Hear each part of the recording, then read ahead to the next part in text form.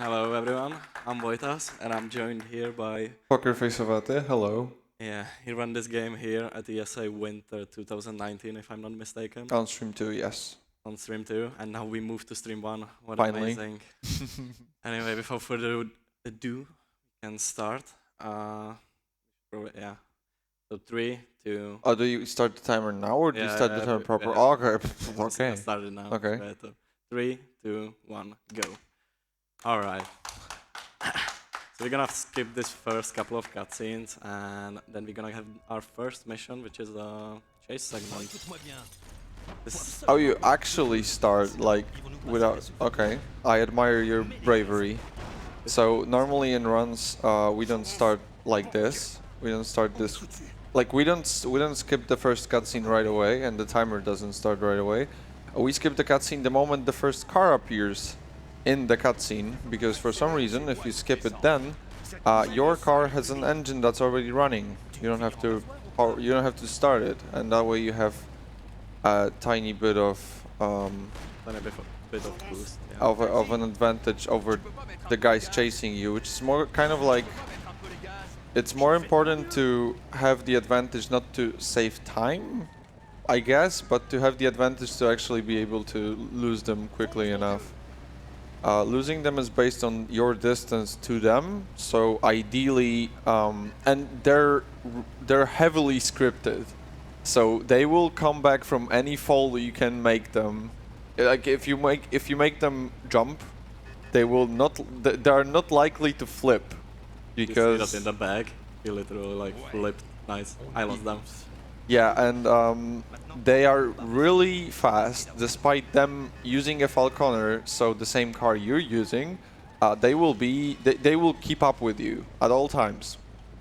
So the best thing to do is just make them hit something so that you can get away from them really fast.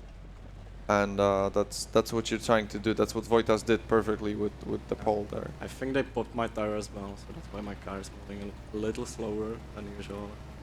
But that's fine. We're almost at the Salieri's bar, which is where we have to go now. Yeah.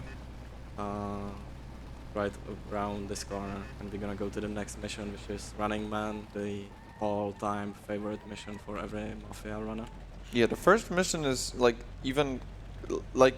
first mission might be annoying to do in speedruns because of the fact that you have to lose them pretty quickly to be able to get to the bar. But the second one is both casually and in speedruns is terrible, because it's just a taxi driving mission, except it has like 17 failure states.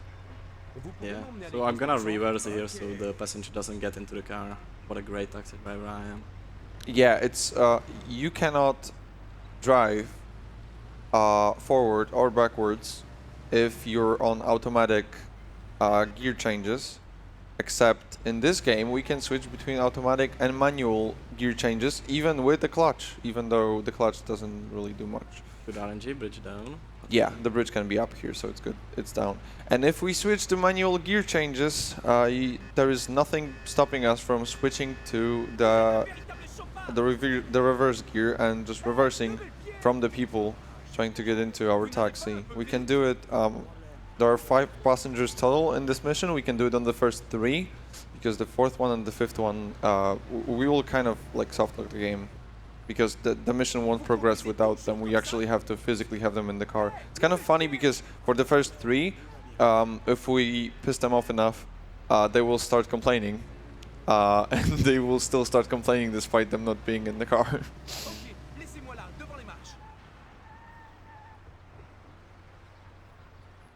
Merci, voilà pour vous. Is that better? Anyway, this is the second passenger. Also, like, we should talk about why the game is in French of all first places. Oh yeah. So we had a discussion at some point, some years ago. Are you gonna go for it or?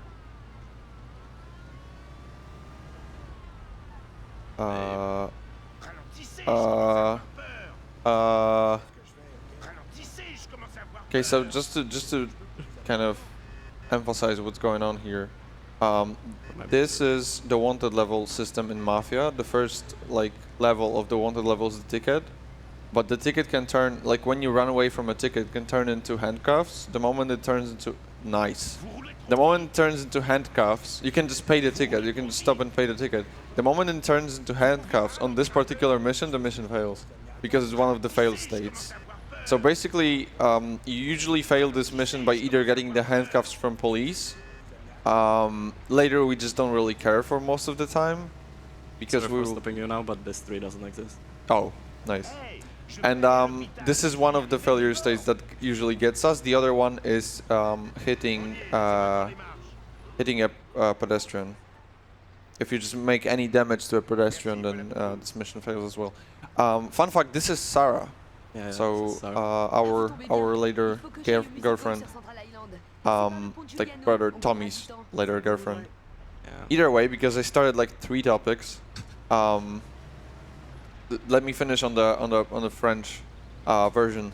So at some point in this game, we had a discussion about how, there are like 5 languages, including audio, for this game, and we just realized, wait, could we just time them all once and for all? And we made a spreadsheet, and French I think was one of the last ones we timed, and for Czech, Russian, Spanish, German, and Polish, and English. Polish doesn't have audio, just text. We timed them all, and we realized the difference is at most 20 seconds, I think.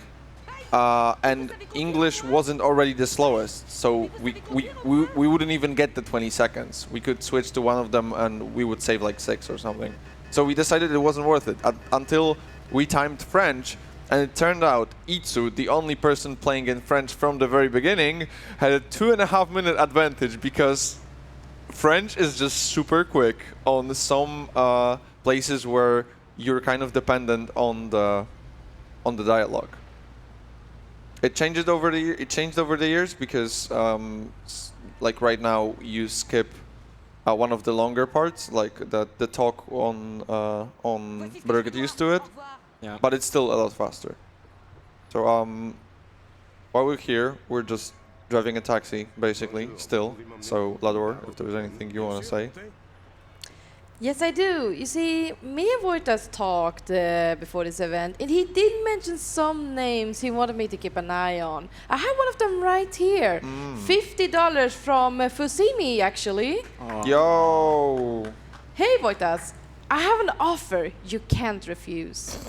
If Paulie gets Morello first try, I'm gonna donate another $50. Good luck with your run, good luck ESA, and don't forget to relax Max. Thank you so much for that generous $50 donation. Do you accept that challenge though? Definitely. But it's not up to me, it's up to more like Pauli. And what we will say. I'll try my best. Also stopping here. Pauli, are you Czech or something? Haha.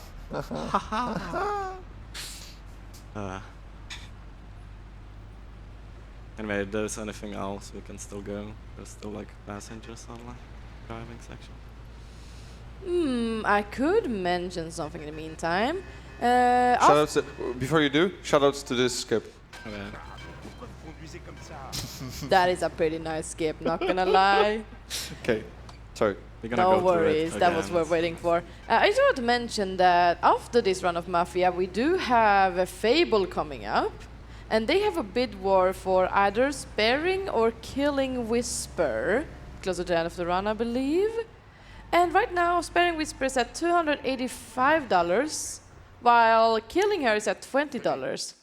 What if we try during this round to just turn that around? Would you guys agree? Sure. Maybe? Let's try and see if we can catch up to them. Yeah, so by the way, what I did there, I reloaded because this guy really likes to get stuck on pedestrians, so I didn't want to risk that. Anyway, one thing we didn't mention yet is I'm looking backwards to despawn the traffic ahead of me. There's still some cars that's gonna spawn, but it's gonna... That's cool. That's a nice... So, addition. if you didn't realize, he obviously hit that pedestrian right there. Yeah. Because when I say like, when I said like one of the failure states we hate is hitting pedestrians, you might thought like, oh, that's not hard. Just don't hit pedestrians. Don't drive on sidewalks. That's easy, right? Yeah. The issue with this game and hitting pedestrians on this mission is pedestrian hit blocks, or is that how we call them? Hitboxes, yeah. Hitboxes. Pedestrian hitboxes are god awful, as in absolutely unbearable. Pedestrian hitboxes do not really match up with what you see. They're somewhere around the pedestrian, but not really where the pedestrian actually is, especially when they go into that "oh my god, a car is coming" animation. Then the hitbox is just somewhere around them, just how you saw it with the recent pedestrian. It wasn't that she just disappeared into the ground. She was hit and she just moved under the taxi. So that's why it's one of the worst failure states to have here, because it's not as easy as one could think it is. It could be to avoid hitting pedestrians, because their hitboxes are not where you think they would be.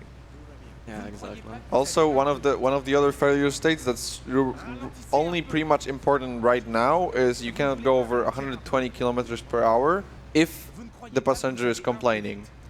You can go 150 if you want.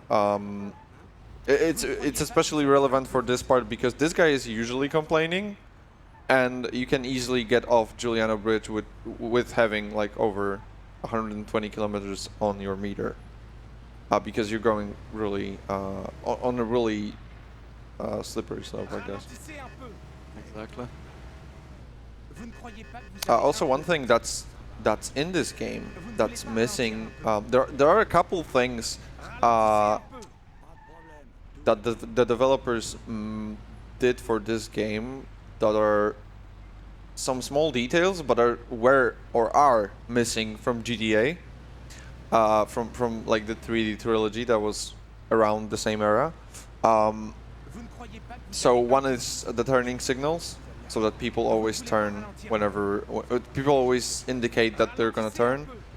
In a similar manner, if you're driving on the wrong side of the road, people like this will flash the lights in front of you and honk at you. And also, if you honk like this, people will move away from you, or at least attempt to move away from you, aside from the police cars.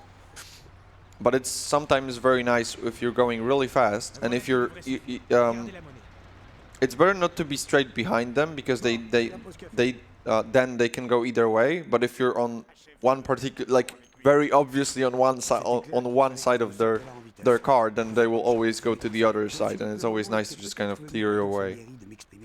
So here we helped some people, some very nice gentlemen, escape yesterday, and the other gentlemen, the ones that were chasing them, they didn't really like that.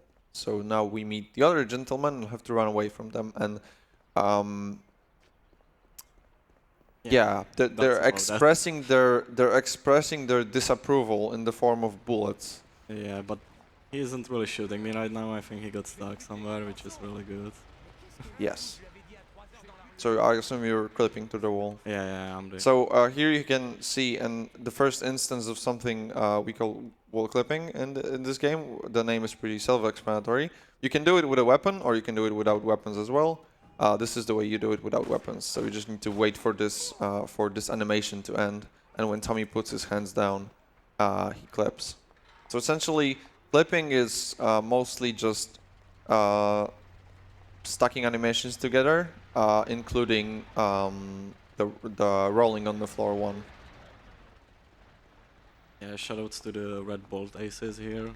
I never ever seen them ever again, like, besides this mission. But we're gonna drive one actually right now, and we're gonna take a good care of it, obviously. Yeah. So what Vojtas did right here is, if you start, like, in this game, getting into a car doesn't really equal being able to drive it right away, because first, again, some details that were probably never in GTA, like even in 5. So first thing is you need to know how to open a car to get into it, and we just learned how to open a Bolt Ace. So it's pretty much the only thing we can drive now. So you need to know how to unlock how to unlock a car without the key to even be able to steal it. That's one thing. The other is you need to start the engine before you actually move. But what Vojtas did right there was he started the engine, he got out, which meant the engine was already meant the engine was already starting, so he could leave Polly behind. And we leave Polly behind because we don't want to leave Polly here, because we're leaving the car here and destroying it. Yeah. I don't. And know we about don't want this guy. Polly to get on the bridge and get stuck. Oh, this is good RNG. So the reason we're destroying the car with the Molotov we're supposed to use, with one of the Molotovs we're supposed to use for the mission, is because if you damage this one tower of the... You can also do it with a pistol. If you damage this one particular tower on the bridge, you get an Easter egg. And the Easter egg is a car from the very last cutscene, which is a car from the 50s, and it's a sports car. So it's the fastest car you can get in story mode, Yeah. right? I think so. At least that we know of, because Well, we cannot get the racing car for ourselves yet. We can actually get the racing car, but it's definitely not fast. Push it all the way from the circuit. Oh, we can. Yeah, yeah. We So can actually push it to you the can garage. save it. Yeah, yeah. Okay. But it takes a long amount of time. Yeah, I it's can not imagine. even that fast. Okay. compared to So this. so technically not the fastest car, but getting the fastest car takes so much time that it's like the best option so far. Exactly. The only issue with this car is, okay, two issues that are kind of connected. First one is its weight. It's really light, like lightweight, while being really fast. And its model, it's like, it's flat and it's long and it's big, but it's not very, but at the same time, it's not very heavy. All of that means it's pretty easy to flip it on sidewalks and curbs. The issue with that is kind of connected to it is this car has a soft roof, and the issue with soft roofs and this game is if you flip a car, so that if you have a car that has a soft roof in this game, then if you hit the ground with the roof, so if you flip it like 360 degrees in the air and land on your wheels, nothing happens. That's not the issue. If you land on the roof, you die. Yeah. That is kind of an issue, because I guess it's realistic in the sense that, you know, if you landed like this in real life, you would most likely be dead probably.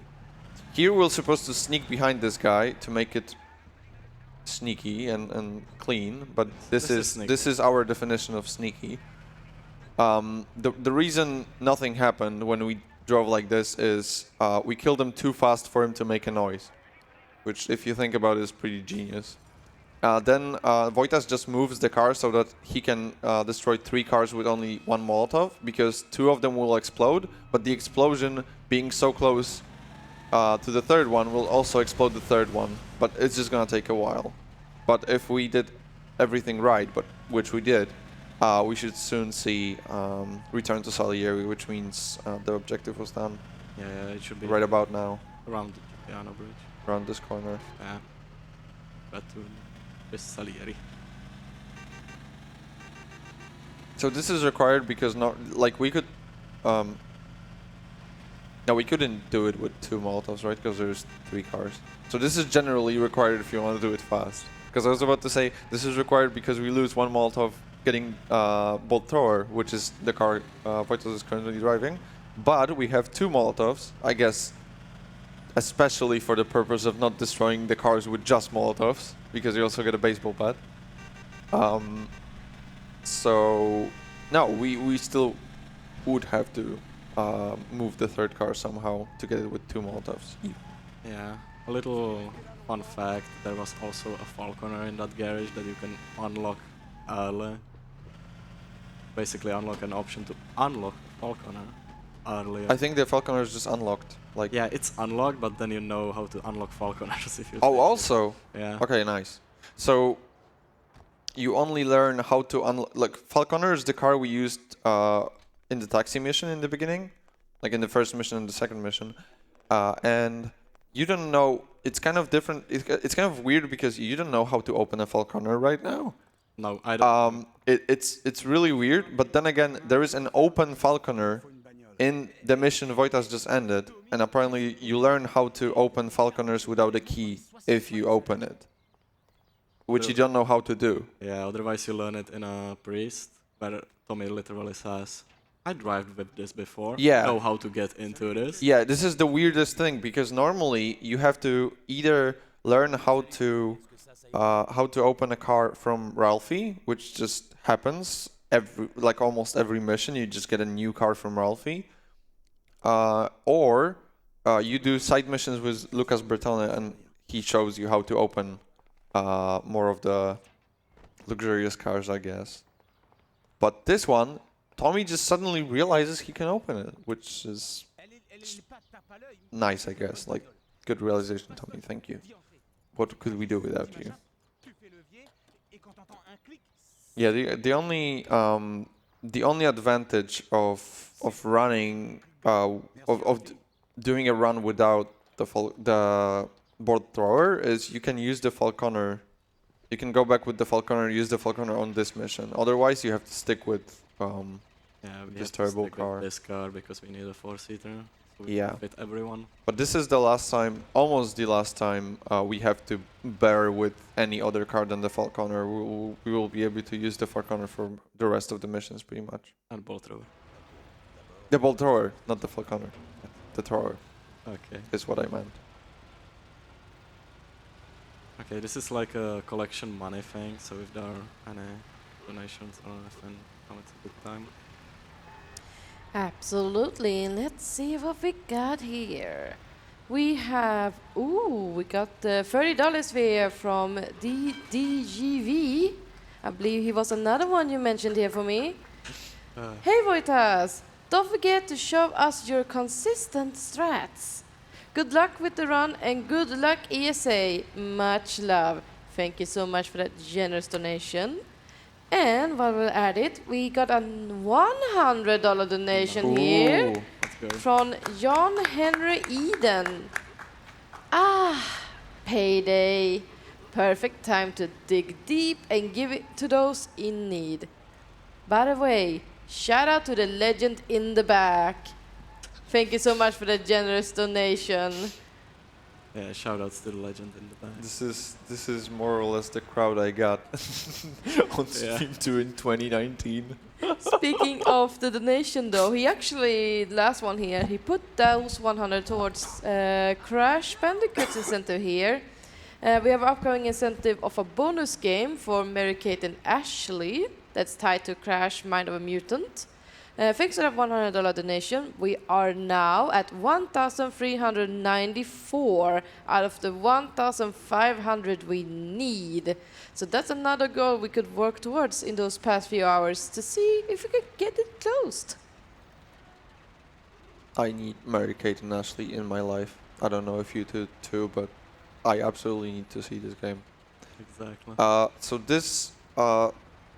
this is also almost the last time in the run we'll be worrying about the police, because now they're gonna be annoying to lose if because we have to be because we have to stop 3 times.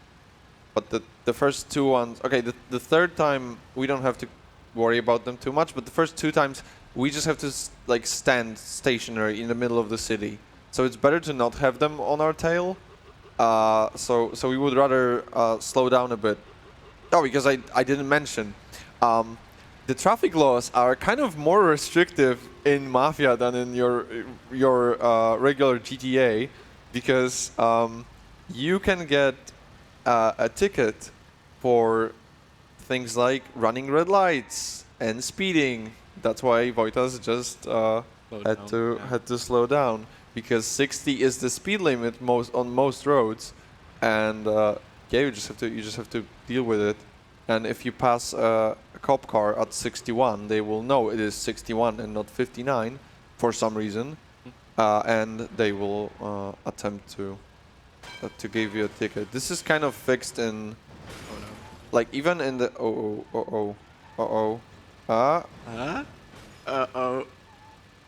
not calculated. Oops. Oops. Well, Nice. well, we have to get another car. Guys, please follow me. This is usual what I expected this, like, or some kind of traffic fight to happen, so this is fine. Now we might wanna get a car at least. Yeah, and that's why I'm going there. Yeah. Yeah, a little So- bit of walking. Yeah, fortunately, we don't have to put up with this a lot more. Because like I said, most of the next missions, most of the missions coming up are gonna be done in the thrower. That's- But there's a Model B behind the Falconer. Yeah, but that's a two-seater. Like, Oh, it's a four-seater. no, it's a four-seater. But right. But he has a bath. No, just get in, guys. Just ignore him. No? No? Oh, okay. Awesome. Good thing there was no policeman around, Yeah, at least some. because they would react to even the Oh, that is a policeman. one of the violations that will not only give you a ticket but get you arrested is them seeing your gun out. Not even you shooting, just your gun being in your hand. As with speed, I think they fixed it a bit in Definitive Edition, because like at least if you're kind of a bit far away from a policeman but he can see you, then like 5 kilometers per hour above the limit is still fine, because they cannot see if it's this or the limit. You have to be driving really fast for them to realize you're speeding, which makes more sense. Yeah, running red lights is something that can be avoided, and there is a way to avoid it that we usually use on the Running Man, so the second mission, the taxi mission, and that is if you drive on the sidewalk, it's usually not counted as running red lights if you run red lights on the sidewalk, but it's not consistent. Sometimes it's still considered as running red lights if it's on the sidewalk. Usually it's the right definition, because it still can happen for Yeah. some reason. So right now, at least, we don't have to worry about hitting pedestrians, and at this point, you don't really have to worry about police either, because we're just going to go to our final destination, and we don't have to stop there, as we did previously. Yeah, it's gonna trigger a cutscene when Yep. we arrive. So we just have to get there, basically.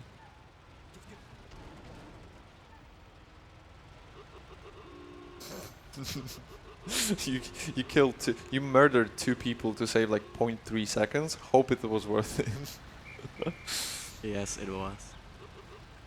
So yeah, in terms of wanted levels, we get the ticket, the handcuffs, the gun, and the confused policeman, which means basically they want to give you a ticket, they want to arrest you, they want to shoot you on sight, and the confused policeman is whatever was your. Okay, it doesn't appear on the ticket, but if you have the handcuffs or the gun, the confused policeman indicates that they are currently not seeing you, and you might get away soon. Yeah, they basically don't know, like, Where are you? Where Which are is you? funny, because sometimes it happens when you just walk behind the car and crouch, and they get confused because they don't have like eyes on you, but Yeah. you were there just a second ago. they basically once they lose sight of you or you get exit out of the car, then get a confused policeman. Anyway, we're Another gonna do another quick clip. clip. Yeah, skip this along. So normally there's a long shootout here, but the main target of the shootout is here. Yeah, that's the guy. So just clip to the wall and kill him. Nice. Before we were shooting him through the window. But, Yeah, it's not something that was found like like this particular setup was found fairly recently compared to like how long compared to like the entire history of this game of speedrunning this game. But we had a setup before wall clips existed, and it required you to just very precisely position yourself and shoot through the window, because you can shoot through windows, and you just needed to, like, at best you wanted to hit this guy's head, because then you can do it in like 3 shots or 2 shots if you're good. At worst, you would just empty 3 magazines into like his chest, and you would still kill him, just slower. But it's all still a lot faster than going through the entire shootout. This is one of the places where you can go to the toilet because it takes like a minute and 10 seconds. takes ages, yeah. The only other cutscene that's this long, or at least comparably long, that at least I know of, is the Omerta, getting the weapon on Omerta, which is 40 seconds. So if you're a speedrunner and you cannot go to the toilet with washing your hands in 40 seconds, then what are you even doing? I know I could. So I wanted to trigger this in a car, but because I flipped in the last mission, I have cars here, so that's gonna be a problem, and I'm not gonna even do it. Yeah. Okay. Normally you can like drive it, but this car is supposed to be and trigger this cutscene in a car. But I also had that in a practice, and it was just impossible to park there. Yeah, it's one of the like super micro optimizations. Yeah, that's also true. But on like an old setup but the fact is you can trigger Ralphie, like second part of Ralphie explaining how to open a certain car to you in a car. We used that in like old You Lucky Bastard setups, where you just like drive really close to him. Anyway, this mission is about screwing up a racing car for the next day race, because this European guy, I believe, I forgot from which country. Them Europeans. Yeah, them Europeans has like the fastest car ever, and nobody can beat him. So he's basically cheating, so we're gonna make it a little bit more fair play. Yeah. Tune it out a little.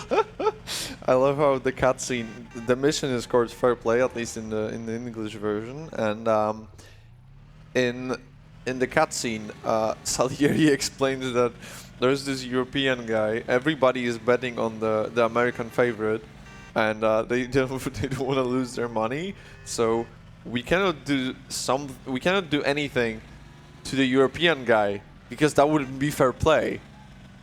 Oh, the guy is standing in the barrel of fire, by the way. Sometimes this happens, but not always. We cannot do anything to the guy because that wouldn't be fair play, but we have to do something with his car because that's fine. That's fair square. Yeah, so what we're going to do is we're going to go to the racetrack, steal the car, drive it across the city to Lucas Bertone. Because we can't bring Lucas Bertone to the racing circuit. Exactly. I never thought of this. Why didn't I ever think of this? Yeah, this doesn't make any sense. Why wouldn't you bring your mechanic to the racetrack, which would be a lot less risky than driving the racing car across town, like at midnight? Mafia logic. Yeah. Anyway, I'm jumping on this guy's back, or Billy's back, I think. Bobby's back. Bobby's, oh yeah, sorry. To move him a little bit more faster, so he's there earlier, so I can move. Because there's nothing else we can do really, Yeah. aside from this. So we just, you know, do some micro pushes on him because that speeds him up a tiny bit. Yeah, so this mission is mostly about driving. It's now quicker because the race takes less time, but we'll talk about that later. It was instant. Nice. Super nice. Lol. Didn't even know you'd do it nowadays. Yeah. We're gonna punch Bobby in the face because we're pissed that we cannot take our mechanic to the track. Yeah, he's punching me a bit, but don't worry, that's fine. That's to skip a dialogue with him later.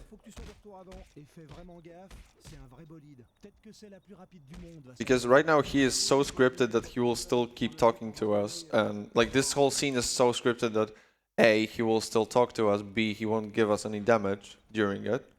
Yeah, he's a little pissed. I don't think he can drag us out of this car. No, he can't. So it's not an issue.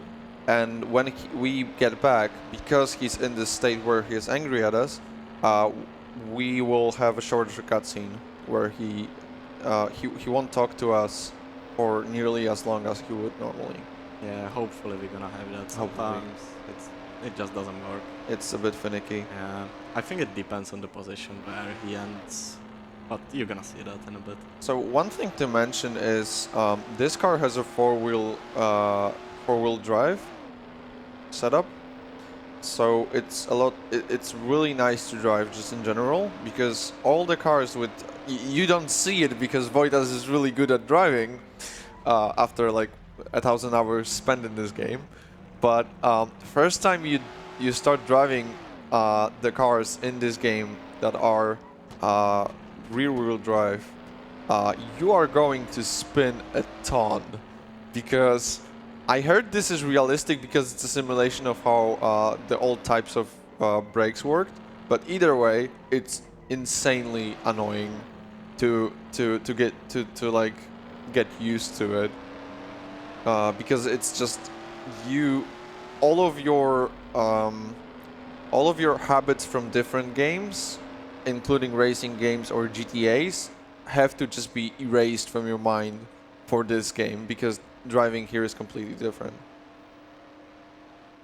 Yeah, exactly. That's why we also bind secondary driving keys, because it turns like directly to the right, and when I'm using the primary, just like kind of, you know. Yeah, we pay attention to how Tommy handles the wheel now on primary versus secondary. So secondary just makes instant turns, which helps because if you some people just use secondary left and right all the time, and don't ever like turn in this analog way. Some people mix them both, so I assume you mix them. Yeah, I mix them.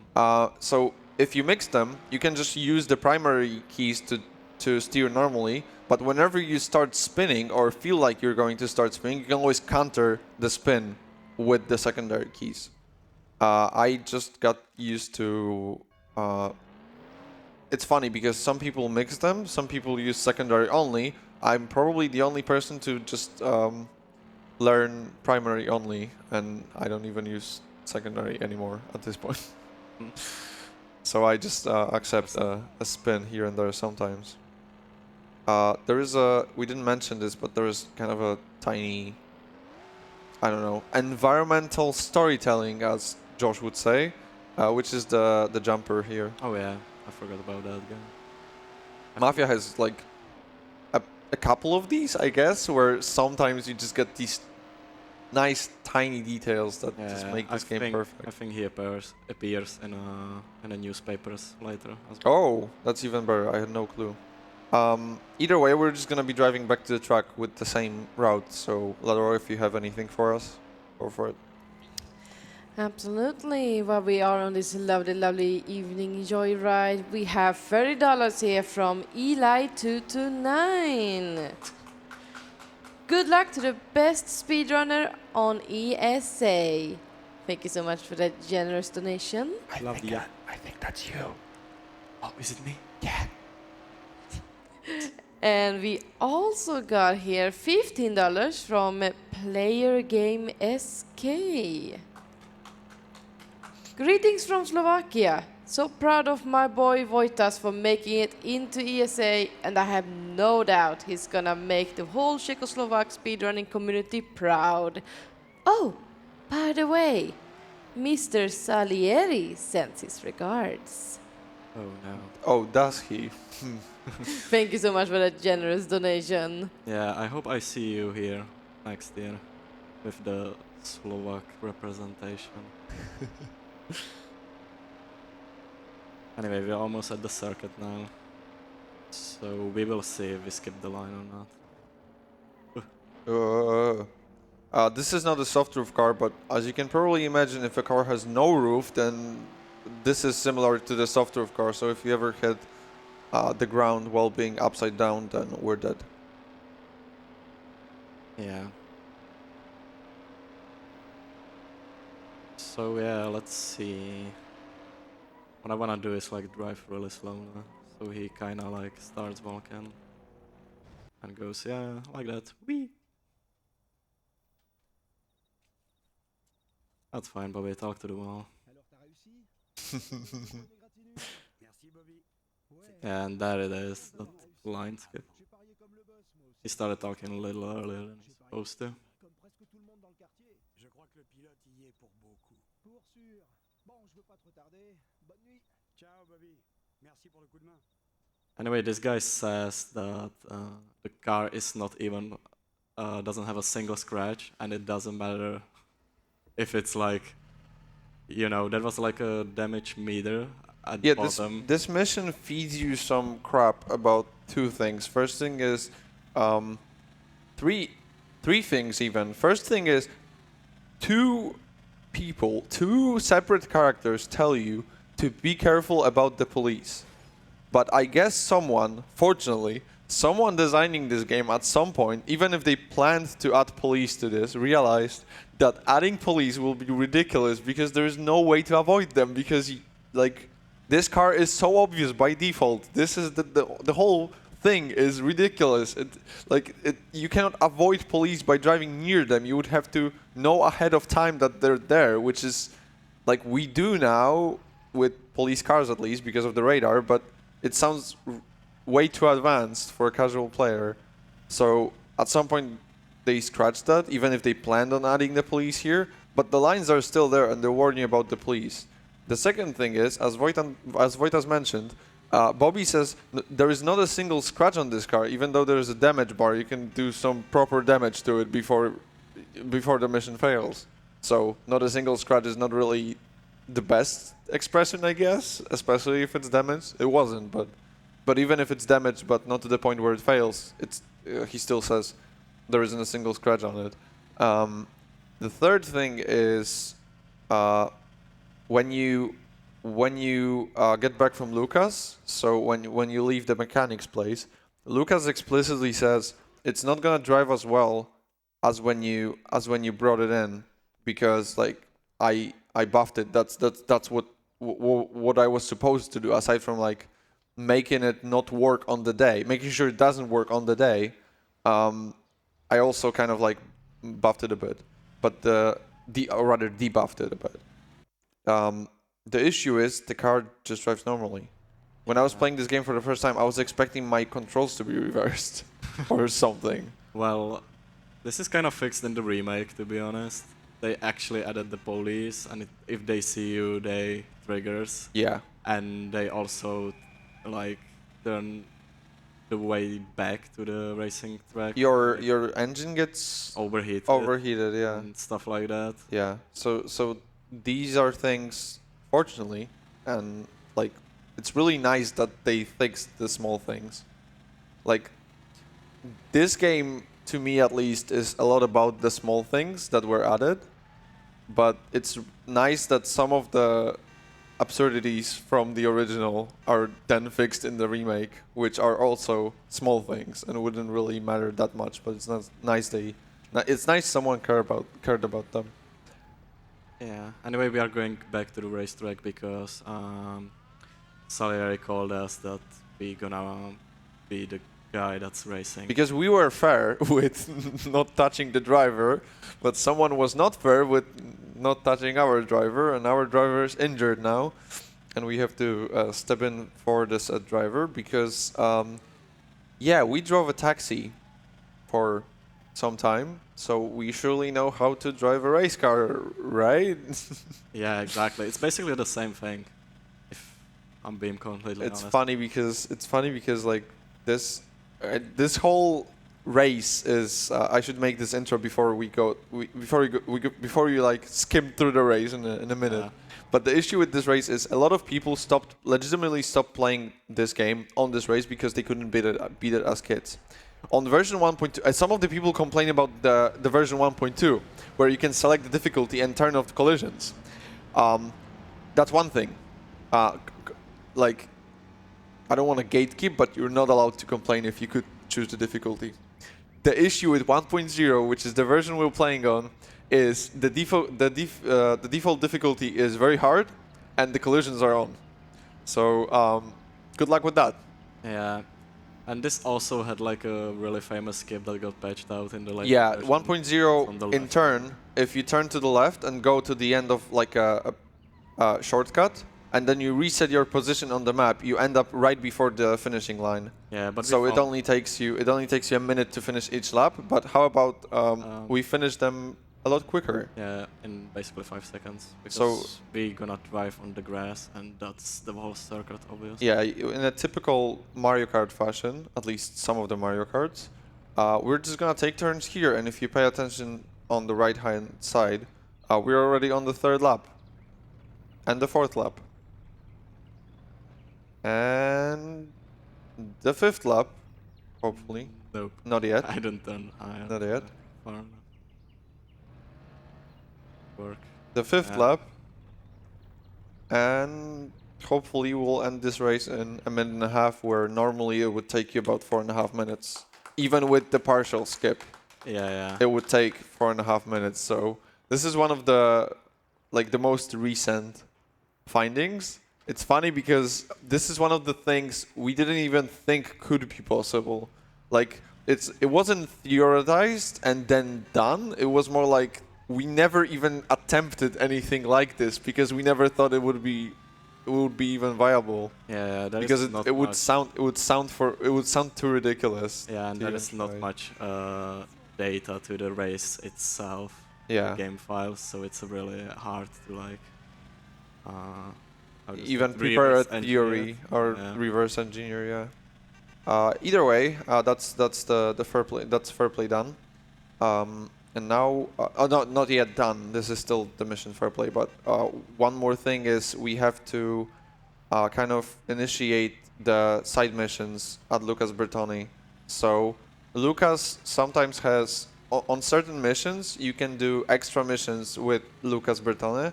The way it works is you just go to Lucas. He shows you how to get into a car and where this car is standing currently, where you can find one, and he's not telling you to do anything. He's just giving you these 2 pieces of information that you can add together. And it's right now it's as a favor because he won a lot of money at the races. Other times it's you have to give him a favor first, and then this would be the reward. Fortunately, the first time we don't have to go get the car. We just have to like start the chain of submissions, I guess, to just like kind of indicate that it's possible, and we just can go back to the bar and ignore the car. And the rest of the times we don't even have to come to Lucas. It's just like it's always mentioned that you can go to Lucas if you want, but we just don't because any percent. Yeah, Tommy at the way back or at the Salieri says that he's too tired to chase after cars or Yes. something like that. So Yeah.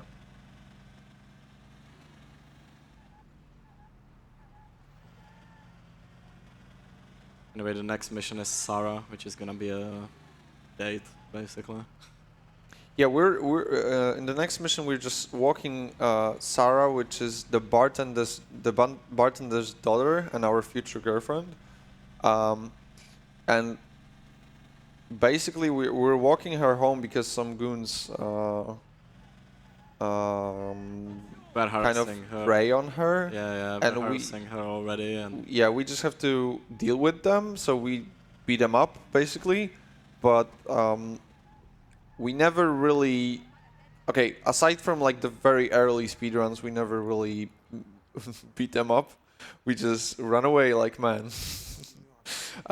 Was funny if you watched like super early speedruns of this game, like 2015, 2016. I wasn't even around. Yeah, I was so- around since early 2017, so Sarah's skip was already found when I was playing, although it was completely random at the time. So my splits IO tells me the longest it ever took me to do Sarah was like 22 minutes because I just wouldn't give up. I was just waiting for the skip to work. But then we kind of like found some more consistent setups that were similar but not identical. But generally, the idea is you ignore Sarah and the goons completely, and you just walk to her apartment. Yeah, I'm a true gentleman, by the way. Jumping on the back of her. Move But her a little what bit was fast. funny is the very early Sarah still consisted of actually dealing with the goons. And Yeah, anyway, at bye, the- Sarah. by You Sarah. Can, you can take care of him. I Yeah, believe. yeah. And we're gonna punch her because I don't like her at all. But I the hate punching error is obviously for timing purposes, so that we end up in the right place at the right time when running. No, I hate her. Oh yeah, That's the that too. problem. The very early, like 2016, 2015, speedruns of this game still dealt with the goons on this mission. But to skip some dialogue right after you dealt with goons, you would hit Sarah in the face because like hitting her meant you would just hear kind of like the ouches and ews and whatnot instead of entire lines. But it was funny because the last line in that dialogue is Tommy saying, "It's okay, Sarah, anytime." And it Yeah, would that be was just Sarah. like you beating her up, and at the very end you say, "It's okay, Sarah, anytime." Fucking hell. Anyway, this mission is about getting revenge on the goons, and we're gonna pick up this bucket because why not? It's a really comfy bucket. Yeah, there's a couple weapons that are not really weapons that you can pick up for no apparent reason. Just Yeah. a Chilling dog's with my bucket. a dog's head, I think, is one of them. Like yeah, that's some the- missions have just random objects that you can pick up as weapons, and they're kind of like Easter eggs in a way because you have no clue where they're gonna be. So yeah, this bucket is one of them. I didn't actually know that. I only knew about the dog's head, the plank in Running Man, and like maybe two others. Plank is also in Sarah. You can actually beat them with that. Oh yeah, right. So now we're just gonna get Polly and get to. We need to contact our informant in Chinatown for him to tell us where the goons normally reside as their like main place, I guess. But we don't actually need to do that because, believe it or not, we already know where they are. So we used to. Before, we used to have to wait for Polly to finish talking with Big Biff. And this is the part that I mentioned when talking about choosing the language for this game, because this is where you save a lot of time on the French version. This dialogue is a lot quicker in French for some reason. Like a minute dialogue taking 40 seconds less on French or something like that. But we don't care about this anymore because we don't need Polly with us anymore. We needed Polly before to trigger one of the cutscenes, but it turns out we can trigger the cutscene ourselves. Well, we don't even trigger the cutscene. We just need the Oh no, we don't. enemies trigger. Yeah. Basically. We don't trigger the cutscene per se. Just the enemies that normally Polly triggers in the cutscene. Yeah. So we're gonna clip into this and kill a specific guy that we were like supposed to chase later. Yeah, we're So supposed gonna kill him earlier. We're supposed to kill this guy in this mission, so we just kill him first and then proceed with everything else. Yeah, you can by the way shoot in this right now, so that's why I killed him with a bat.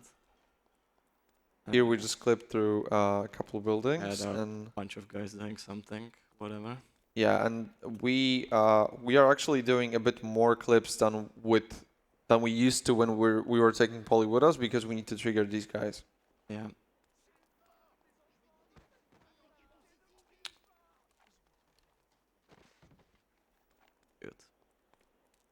And, yeah, if And I the walk funny part down is, the road, the funny part is now the chase starts, but we killed the driver, which means they will not really drive far away. They will just yeah, that's stay gonna be there. there. And the moment they stay there and we get close to them, the cutscene triggers. So we caught them. Yeah, really hard chase. Yeah, really hard chase. Because normally you're supposed to like either chase them up until they crash, or if you manage to shoot the driver, the chase ends early. But you know the driver is dead at the very start. So here, this is the moment we realize that hey, if I drove this car for 7 years, then I might be able to get in without a key. And I just realized that right now after like 2 years in the Mafia. Yeah, Tommy was just like, Ah, right. I Right. didn't think about that before. But either way, we swapped to thrower, obviously. Yeah. Do you remember what this mission is like about story-wise? Because I don't really. Because we skip like literally every objective. No, really, This point. you don't remember. The thing is, at the same time, we need to go. There is a hotel that stopped. The owner of the hotel wants to stop being associated with Salieri, because Salieri is kind of the guy we killed was somehow connected to city officials. Like, he was like a son of someone like well positioned in the city hall, and this kind of gives us trouble, us as in the entire Salieri crime family, not only Tommy. And the Salieri family isn't really, it's kind of frowned upon now. Nobody wants to make business with us, including the hotel owner. The hotel is more like a brothel than anything else. And right now, the owner is siding with the other big mobster, Morello, and we need to kill the. Technically, we need to kill the owner. We need to blow up the hotel, and kill a girl that's kill a prostitute in that hotel that's basically giving information about Salieri's family to Morello's people. By the way, shoutouts to this animation. Anyway, we're not gonna do. We're not gonna do any of that. Like literally anything. Yeah, I'm just gonna kill this guy because he has a shotgun. Yeah, we need this shotgun, but this is like the only real contribution I've given to this game is doing this setup for the first time. We had the theory that it works, but that was the first one to do it in practice in like 3 minutes, so it was a lot slower than doing it without the setup. But the thing is, we know that the trigger to the next mission is there already. We don't need to do anything. We don't need to do any of the objectives from the hotel. We just have to walk into the trigger. The issue was we could clip through the wall, but there was no way we could jump onto the other building, the other rooftop, because that happens in the cutscene. And at some point, I think Jazz realized that if you rebind jump to secondary jump and then roll, Nice. you kind of get stuck in this animation where Tommy goes like this, and he's essentially flying. He is going to keep his height at all times. So I just added 2 and 2 together and attempted to do both of these things at the same time and essentially start the priest, which is the second part of this mission, without completing the hotel. And that saves about, I think, 30-40 seconds, something like that. Yeah. Because the previous setup for doing things in the hotel was already pretty fast, but we don't even need to worry about that. And right now, we end up... The second thing that's happening, aside from Salieri losing a bit of respect, is the funeral of the guy we killed in the previous mission. And yeah, we end up on that funeral when running away from police that's chasing us after we blew up the hotel, except no police were actually there. If you were really nosy, you could find the models that are just empty textures of the policeman that were ready for the second part of the mission that never happened. I don't like that cup. Yeah, we usually escape in the hearse in this part because there's nothing else we can We quickly can get. take, yeah. By the way, in that last shootout, I clipped through the last door like there, just to kill them quickly. I don't know if like it was possible to see because it was really, really dark there. Oh yeah. I killed 4 guys. Yeah, there are Pretend four, it was really cool. there are 4 guys that only appear if you've killed everyone in the church already, and they appear behind closed doors. But Vojtas just clipped through the doors and killed the guys as they appeared, pretty much. It helps that normally like them having shotguns would mean that they're very deadly because shotguns make a lot of damage and also kind of put you to the ground. And the issue is shotguns shoot as a certain cycle, like right? And if you end up in a situation where the guy shoots before you get up, it's good because you're kind of on the good cycle, because when you get up, he's going to be reloading. But if you end up in a situation where he's reloading and as you get up, he shoots again, you're kind of screwed because you're probably dead at this point.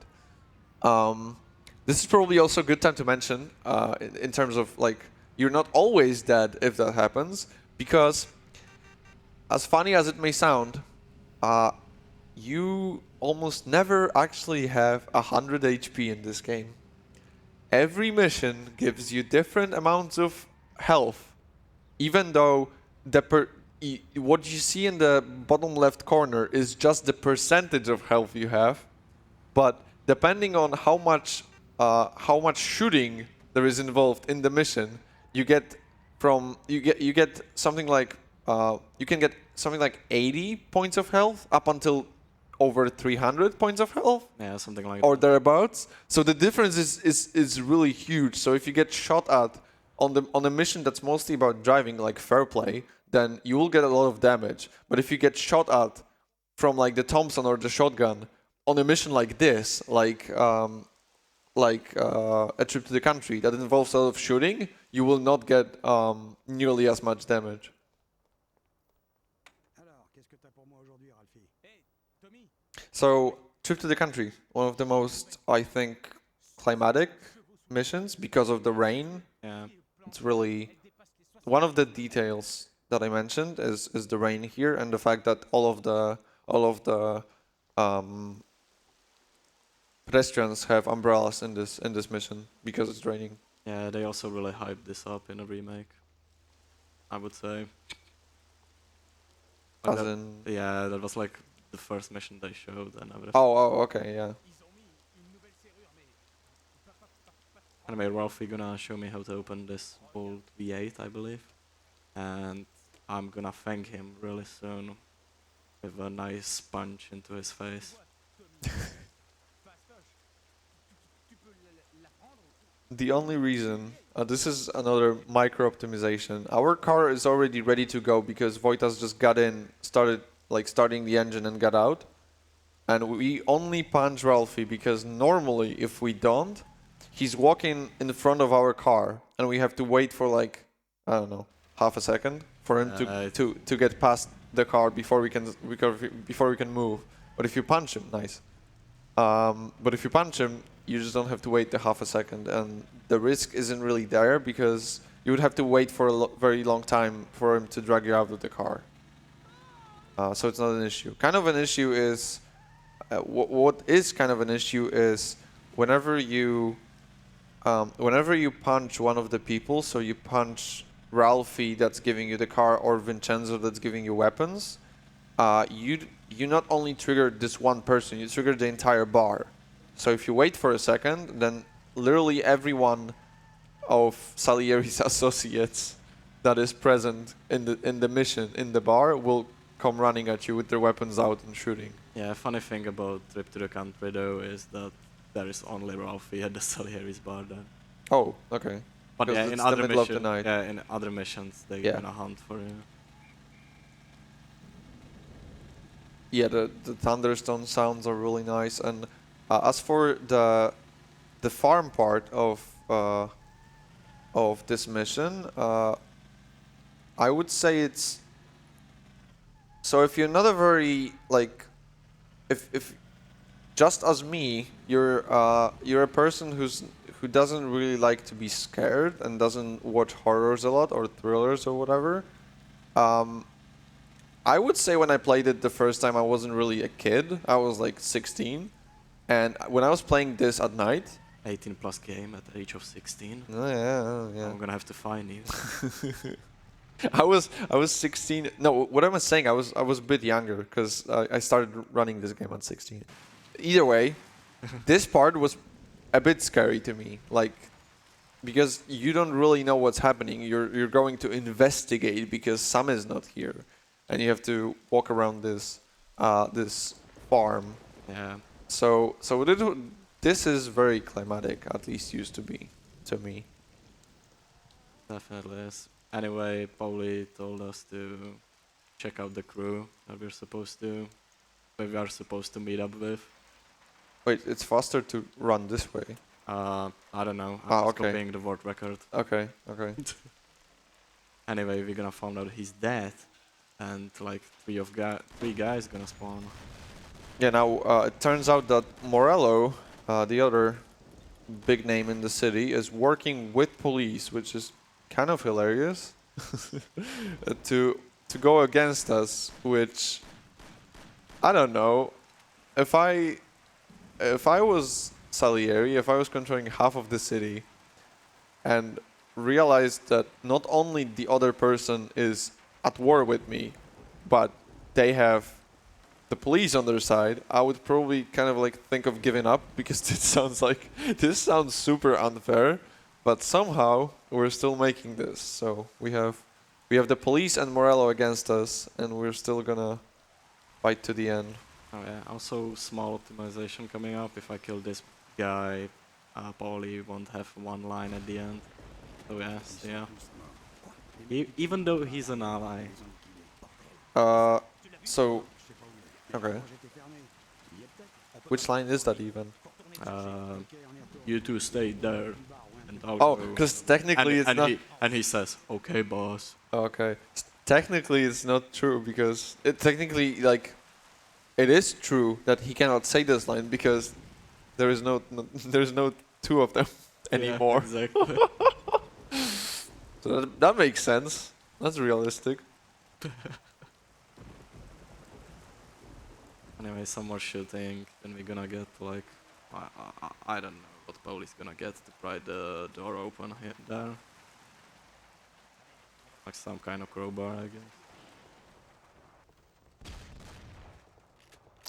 We need to be careful because some of the guys are carrying shotguns, like this one. Yeah. So the guys because this is a kind of a mission where you shoot heavily, like there's a lot of shooting involved, you have a lot of health, so pistols aren't really an issue, but shotguns are always an issue. Big issue. So yeah, I'm gonna get in there early. Yeah, it gives us a bit of an advantage because we can wait on the stairs already instead of entering this place, and we can shoot them right when they turn hostile. Yeah, they are not active right now, I can't even shoot them.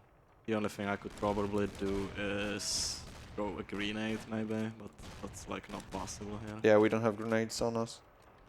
And here is Sam. There's gotta jump. Also, fun fact about while this cutscene is playing, fun fact about the voice acting.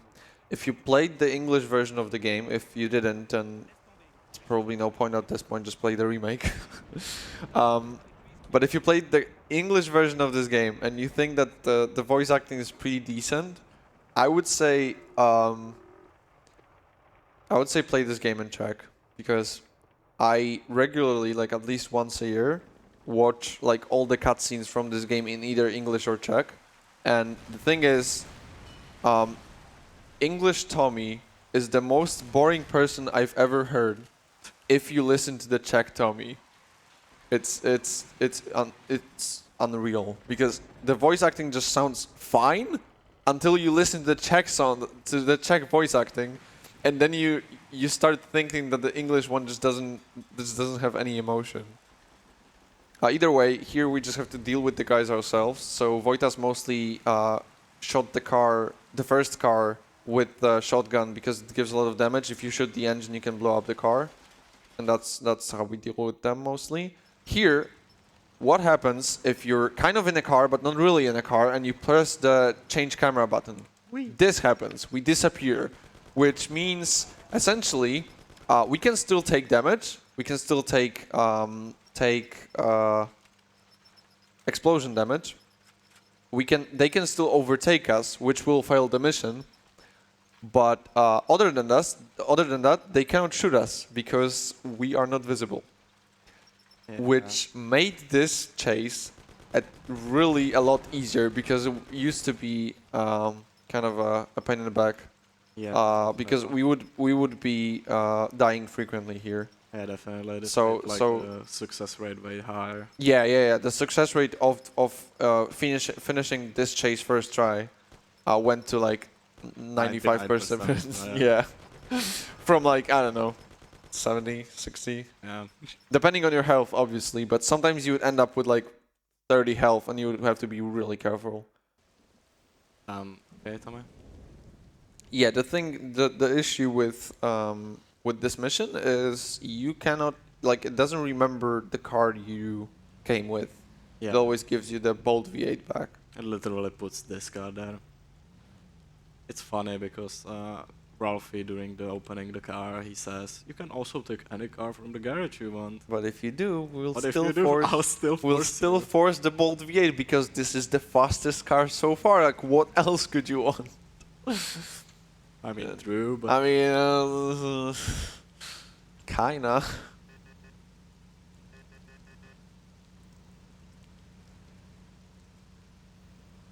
This is also one of the first missions that Lucas Bertone has a side quest, but we're definitely not gonna go Is this the one with the police? This is the one with the police, yeah. Yeah, okay. So, one of the tiny little details that not many people probably realized or know, and one of the details I love this game for, is this side mission is basically warning Lucas' friend that the police are onto him and he should just flee from his apartment. So we just go to the apartment, we knock on the door and tell the guy that he's being chased. That's it. And then come back to Lucas. The thing is, if you let the timer run out, even after you've warned them, you still have a timer that when the police will arrive. If you wait for them, they actually arrive. They actually arrive and try to they knocked on the door themselves and try to find the guy they were looking for, which is just a nice little detail. Yeah, when I was going from the warehouse, there was actually a car out of bounds, like already spawned there, which is the cop car. Okay. Nice little detail. Yeah. Exactly. Anyway, the next mission is Omerta, I believe. Yes. And that's gonna have kind of big skip, I would say. But before that, we are just driving, so Lador, Yeah. if you have anything for us, that's probably a good time. Absolutely. Let's see here. How about I talk a bit about our charity here that we are raising money for? We are, of course, raising money for Save the Children. And Save the Children believes that every child deserves a future. In the US and around the world, we work every day to give children a healthy start in life, the opportunity to learn, and protection from harm. When crisis strikes and children are most vulnerable, we are always among the first to respond and the last to leave. They do whatever it takes for children, every day and in times of crisis, transforming their lives and the future they share. It's an amazing work Save the Children does, truly, and when you donate to Save the Children, 89% of every dollar goes straight to their mission, changing the lives of millions of children around the world. So any penny can really make a difference for a child out there. So this is the other cutscene that allows you to take a little break, because it takes about 40 seconds. Or maybe a bit less on the French version. I don't know. I've only ever run this game on English. But here we get the Lupara to take revenge on Frank, because Frank is the right hand of Salieri, except he betrayed us in this mission. So we have to kill him. But we actually don't. Story-wise, we didn't kill the prostitute in the hotel. We let her run away because Tommy is a good person. I mean, maybe he's a gangster, but gangsters love the most. That's common knowledge. So he's a really good guy, aside from being a murderer and like you know, generally doing anything any gangster does. Yeah, he's a very good person. Yeah. But other than that, we also don't kill Frank because there is an option to let him run away, so we just do that instead. Normally, we would have to go to Big Biff in Chinatown right now.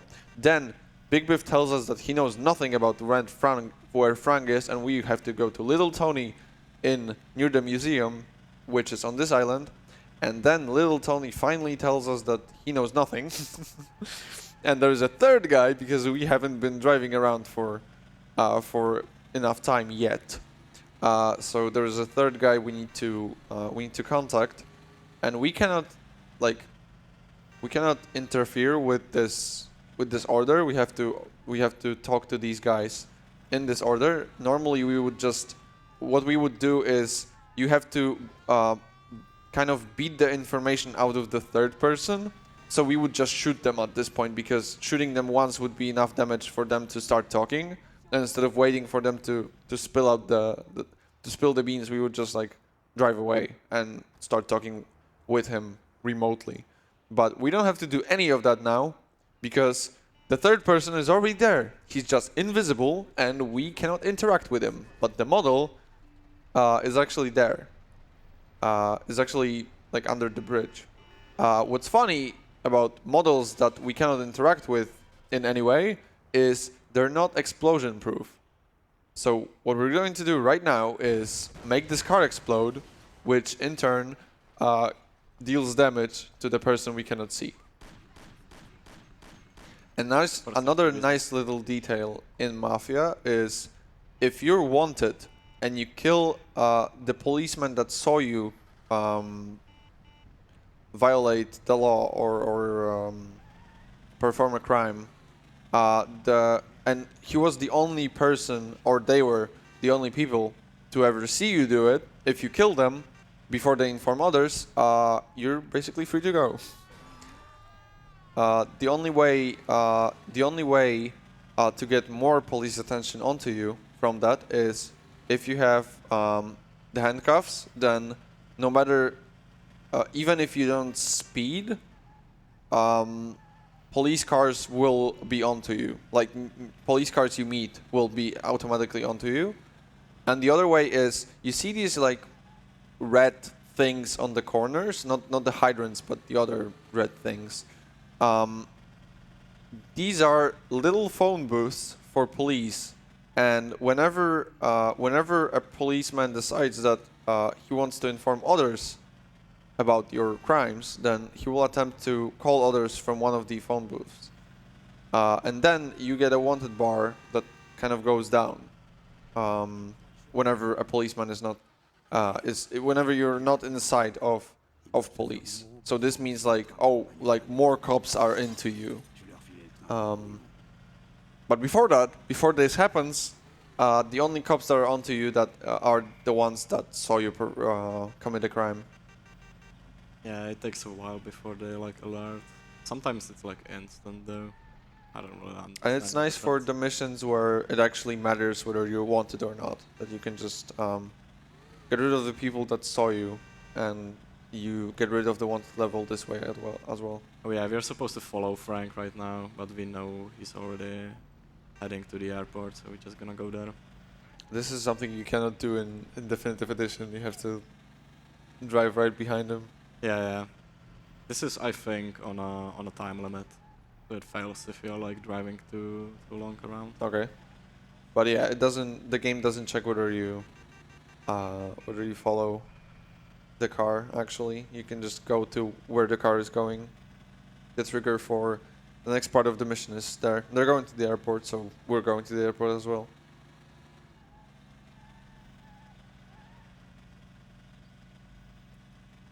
Gonna reload the car so I can get maybe a Thompson. Yeah, you can shoot from cars in this game, except shooting from cars is absolutely abysmal. Kind of depending on the angle of the camera, your shooting is off by like by a bit. So aside from literally shooting to the front, you never actually hit where you're shooting.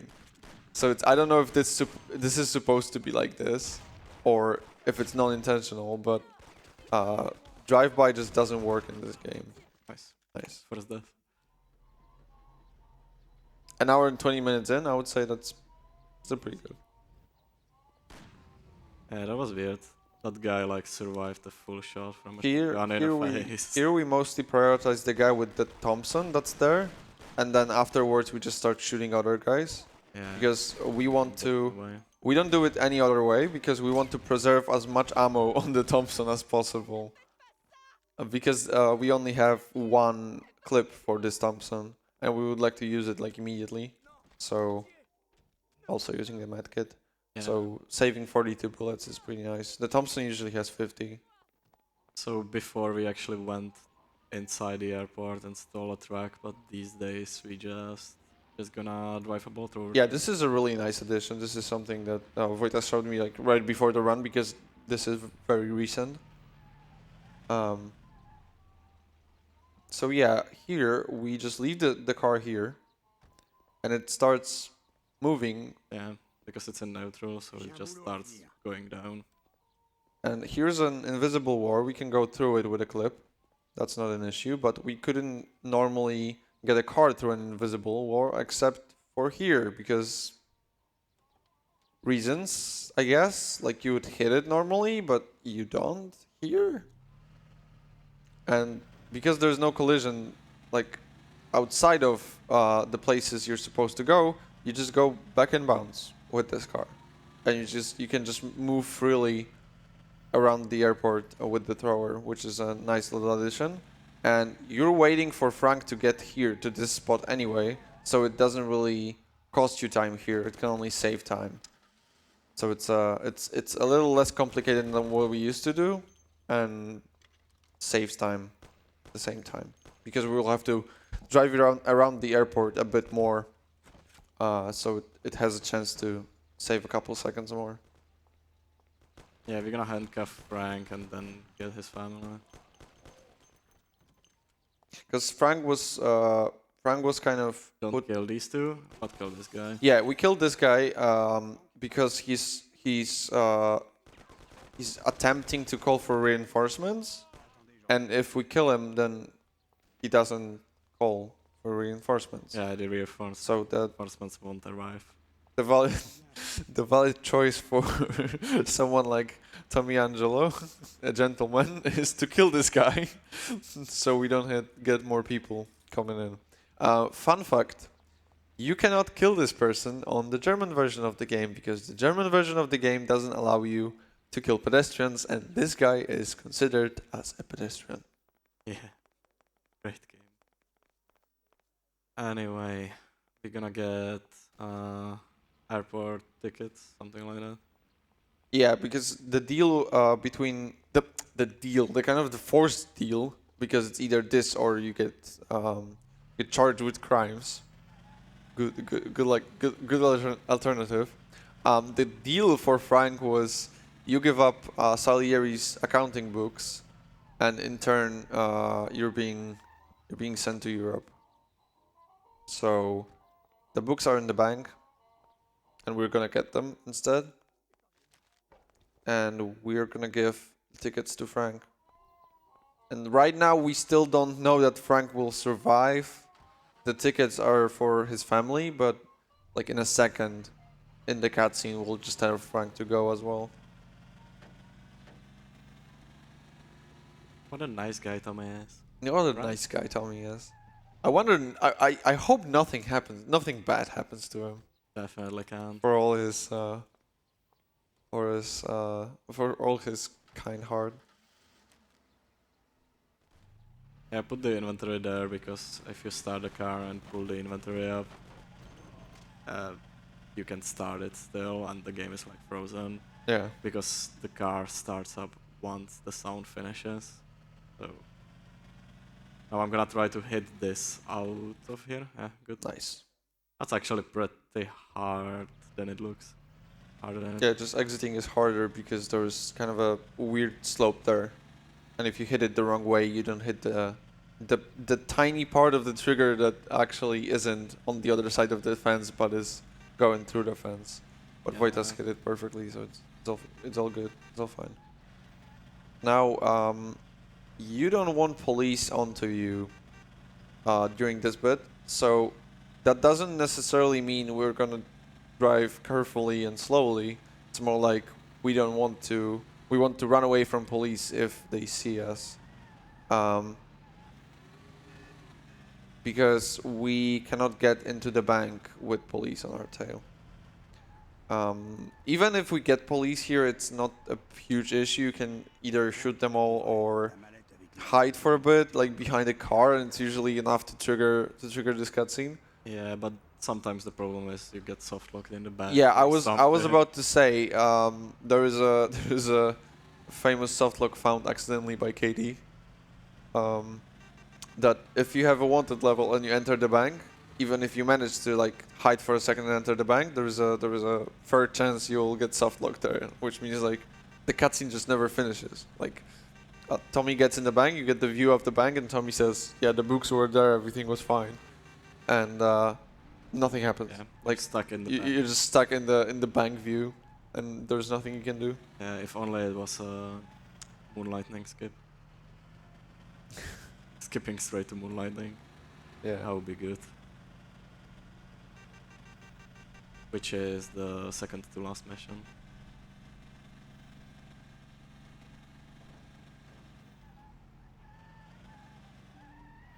Alright, this next mission, visiting rich people, has a cool strat in the Salieri's bar. Where you don't take any weapons. Yeah, instead of taking weapons, you just from, leave. Yeah, instead of taking weapons from Vincenzo, you just leave because for what we're gonna be doing, we won't need weapons anyway. The funny part is, to make this all work, we need to wait on this cutscene until Tommy says something. Right now. I still don't know how the hell Puddingus found that out. That, hey, this doesn't work unless you wait for Tommy to say a word in the cutscene. Because that just sounds so random. And I'm gonna jump out. Salute Vincenzo, and then I guess. Wait, did you hit him or No, you didn't have to? you don't even have to hit him actually. Okay, nice. It just gives you more time before it triggers, because if it would trigger, I would get teleported back inside. So that would be a problem. But you don't really have to hit him. Awesome.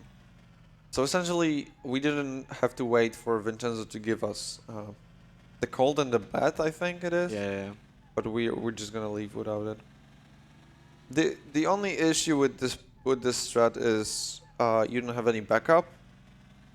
But then again, if the strat in later on fails, you just reload the game and try again. Anyway, you wouldn't really go for a backup anyway. But this mission is so the town's prosecutor is leaving his house unattended. I mean, aside from security, and he has some very interesting documents on Salieri. So we, as the gentleman we are, we are going to help our boss make sure he doesn't have these documents anymore. Yeah. And we're gonna get the best lockpicker in the US. I'm not sure if it's in the world or in the US. What's the mentioned there? But yeah, it's Salvatore, and he's maybe he's the best lockpicker, but not the best pathfinder. Yeah. Salut, chef. Allons-y. Parfait. Mais où est-ce qu'on va? Alors, Comme ça, il paraît que tu peux ouvrir n'importe quel coffio. Pratiquement. It's also funny because you pick him up and he says like hello, and you go with hi, what's the plan? And Yeah. like first, Il y a certaines tirelires. you are like we are the brains of the operation here. We should know that. And second of all, is he doesn't respond. He says nothing. One great thing about thrower and its acceleration is you go up this hill very quickly. Yeah. But if you pay attention to like all the other cars, they're going super slowly. Yeah, try to scale up this hill with a bolt ace. Good luck. Yeah. Shoutouts to the master race category where you do it like 5 times, right? Well, yeah, master race is Master race. you can only. The master race is the category in which you're only allowed to use bolt ace as your car, so most people just end up walking or taking the train. Bon. Yeah. One of the most ridiculous skips in this game is going to be happening right now. Yeah, this is a stealth part, by the way. Stealth part, except when Salvatore is done opening the gate, if you just mash the use button all the time when switching between the parts of the mission, like right now, this happens. For some reason, you're teleported in here with your car. For some other reason, okay, maybe I know the reason for this, but this is still considered stealth. There are people in the maze and in the garden, and if you just drive past them with a car, they don't get triggered. Okay, these guys are, but the guys that you're supposed to sneak past are not triggered when you drive past them with a car. And I think the reason for it is the reason for it is I'll take this. from like a game dev perspective. It was only mentioned that, you know, walking past them without crouching, walking past them bad, crouching good. Driving past them in a car, not programmed in, so like it makes no sound to them. So we just kind of take advantage of that. Now we just want to leave quickly, My god, how many shots you want? and you don't want the guys to shoot you too much, because if they shoot the engine too much, the car explodes. But I think we're good. Yeah, we should. The only issue you can have with this mission, like, okay, not the only issue, but one of the issues you can have with this mission is the moment you drive to the gate, it sometimes tells you you forgot to pick up the documents, because Salvatore opens the safe in the cutscene. When the cutscene ends, you're already like in front of the open safe. But the issue is the documents are still in the safe. You have to hit use on them to pick them up. And like I would say no one knows this the first time. Like 90% of the people didn't realize that, and only realized that because the moment you hit the gate, it tells you no, you can't leave because you don't have the documents on you. You need to go back to the stealth part and get the documents back. Yeah, there is like thankfully a checkpoint at least. Yeah. In the middle of that. And yeah, we're gonna drop Salvatore and then drive back to Salier's bar. That was Think too fancy. fairly smooth. Oh yeah, this run is going like enough. If we skip the ordinary routine part where I had to find a car for like 5 minutes. Yeah. Yeah, other than that, it's really solid so far. Yeah, we're also gonna park on the right side here, and he should hopefully like get teleported out. Sometimes it takes like ages for some reason. I think Nice. it has to do something with the trams or something, but who knows? Still, I had no clue we're doing this now, but it looks cool, so that's fine. Yeah, like doing that, the only problem is he's like walking. In front of the car. Yeah, like the cars can run over him, or even the tram can run over him, and it's gonna fail, obviously. Still, even if you like already dropped them off. Yeah. Okay. Nice. That was also the issue. I don't think I explained this properly. In the very early in the game, on like the third mission, when we left Polly at the bar, we did this because when we leave Polly on the opening bridge, sometimes we get we have the case of the mission randomly failing because Polly is dead, because he was on the opening part and he just fell into the water, and no one in this game can swim, so he just dies.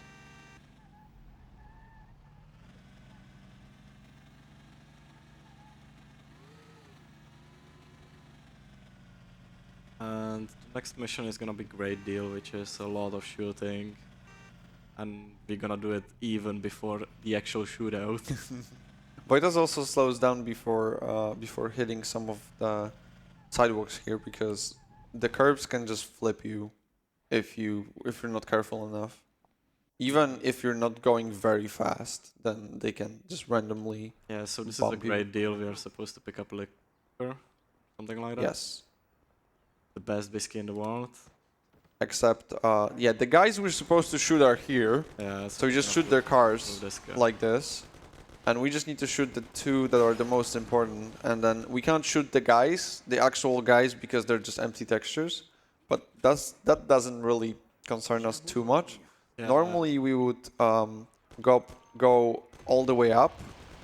And we're just destroying invisible models again. But normally we would go all the way up. Wait, that's. Yeah, some of the guys already got spawned and triggered. Yeah, But normally we would go all the way up and then clear our path like down. But this time around we're going up while clearing all the models we can, including the invisible ones. That's why Vojtas was destroying cars. And so we will. And at the very end, when we clear, one of the guys, Sam. Sam died. Okay. So this is random, like we don't. Well. Okay, not random, but So that guy had like a shotgun and he just wanted to punch him because they don't have guns until the shootout starts. either way, yeah. Either way, normally we would go up there, start the shootout part, fight our way all the way down to here, and then go back up again, because the truck with the liquor we're supposed to get is upstairs. But right now we're already going upstairs while fighting all of these people, and some of them invisible, and like ones we cannot interact with. So we're gonna start the shootout, but the shootout doesn't actually start because we already killed everyone. So we're just free to take the track right away, which is perfect. And just find it funny that compared to the normal way of going through this is just like you just start the actual part where you're supposed to shoot, and you just take the track that's because the shootout is already done. Yeah. I'm gonna throw these grenades like that and hopefully they To won't destroy die. some more models that appeared that's just now. fine. Nice. And yeah, if I got the dialogue start, then I know I did it correctly. Yeah, the dialogue only starts if you kill everyone. Okay. And now we can go to the car. And start the actual shootout. Yeah, start the actual shootout. Except everyone is already dead. Yeah, and this guy just gonna run ahead and die in nothing. Just gonna fall down there. Shot by no one. Had a heart attack, I guess. He tripped and fell. Yeah. He tripped and fell and died. Unfortunate. Really unfortunate. Can happen to anyone.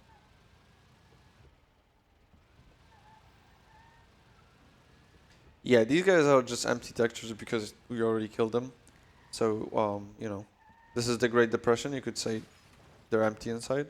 Nice. That's actually kind of like that can flip you, and if it flips you on the side even, it's a fail mission as I destroy the stuff. Here we're also going to, or are we not? Yeah, I'm doing the boosting card. What? Boosted card stress, right? Yeah. Yeah, I'm doing that.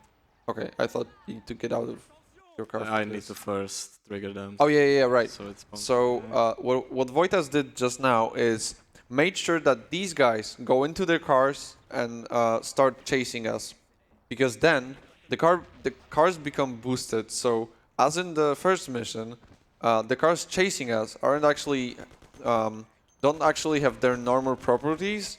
The moment they start chasing us, they become very fast and are like handling way better. But if we reload this mission after, if we reload the checkpoint after, yeah, this happens. If we reload the checkpoint after the cars are in this state, they stay in this state. So we can just shoot all these guys and throw a grenade once to kill most of them, and then take their car, and this is it. Yeah, this is basically the state that AI has when they are chasing you. This is how fast they have the acceleration. That's why they can catch up so easily. Also, how insane the handling is. Yeah. That's one thing. The other is you don't actually have to be in the truck with the liquor to finish this mission. The only requirement is you have to drive Polly to the destination, which is kind of weird because like you're supposed to deliver the liquor, so I would assume that the liquor being there might be like a...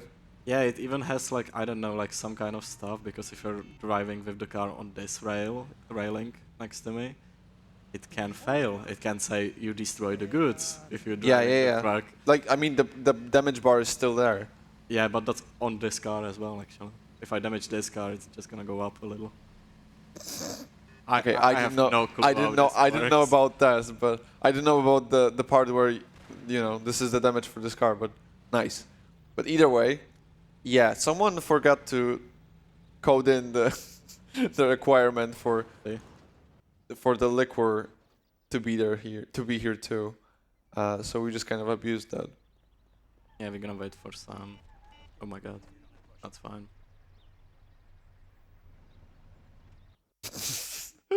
Nice.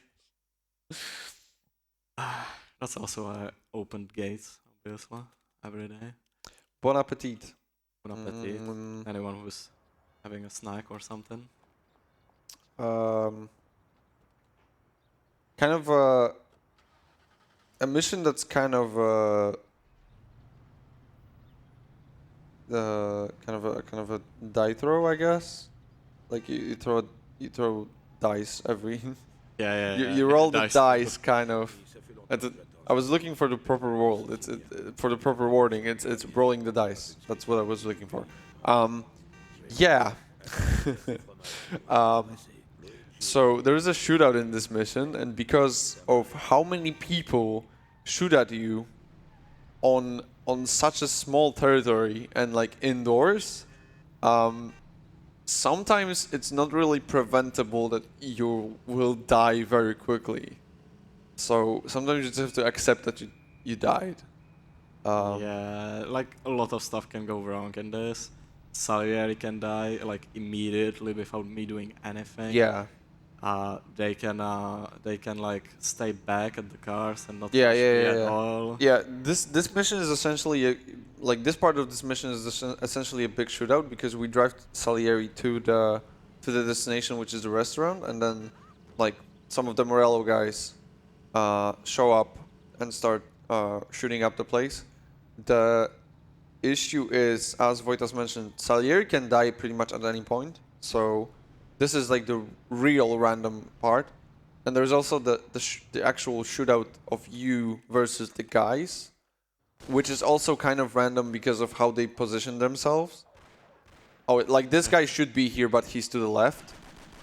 That's how you get the Thompson. But right now, I usually just shoot to the door to make sure no one's standing behind it like this.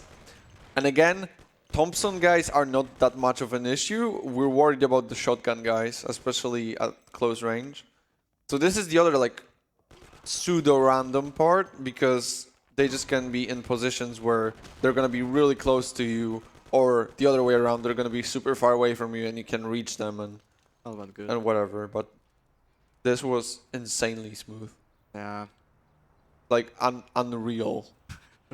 So I love how we made this like super big intro about how this mission can be just completely random and can screw you over, and you just clear it off instantly. This was like world record tier.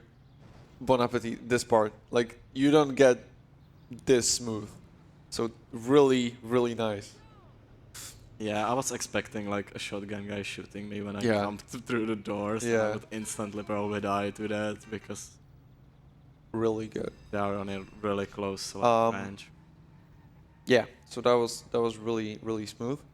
And now we're gonna drive because this mission is kind of a. I pretty much always say that this mission is kind of a double reference to Godfather, because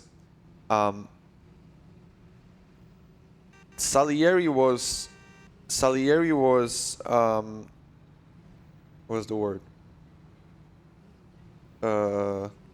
Betrayed Betrayed. Yeah, that's the word I was looking for. Was betrayed by his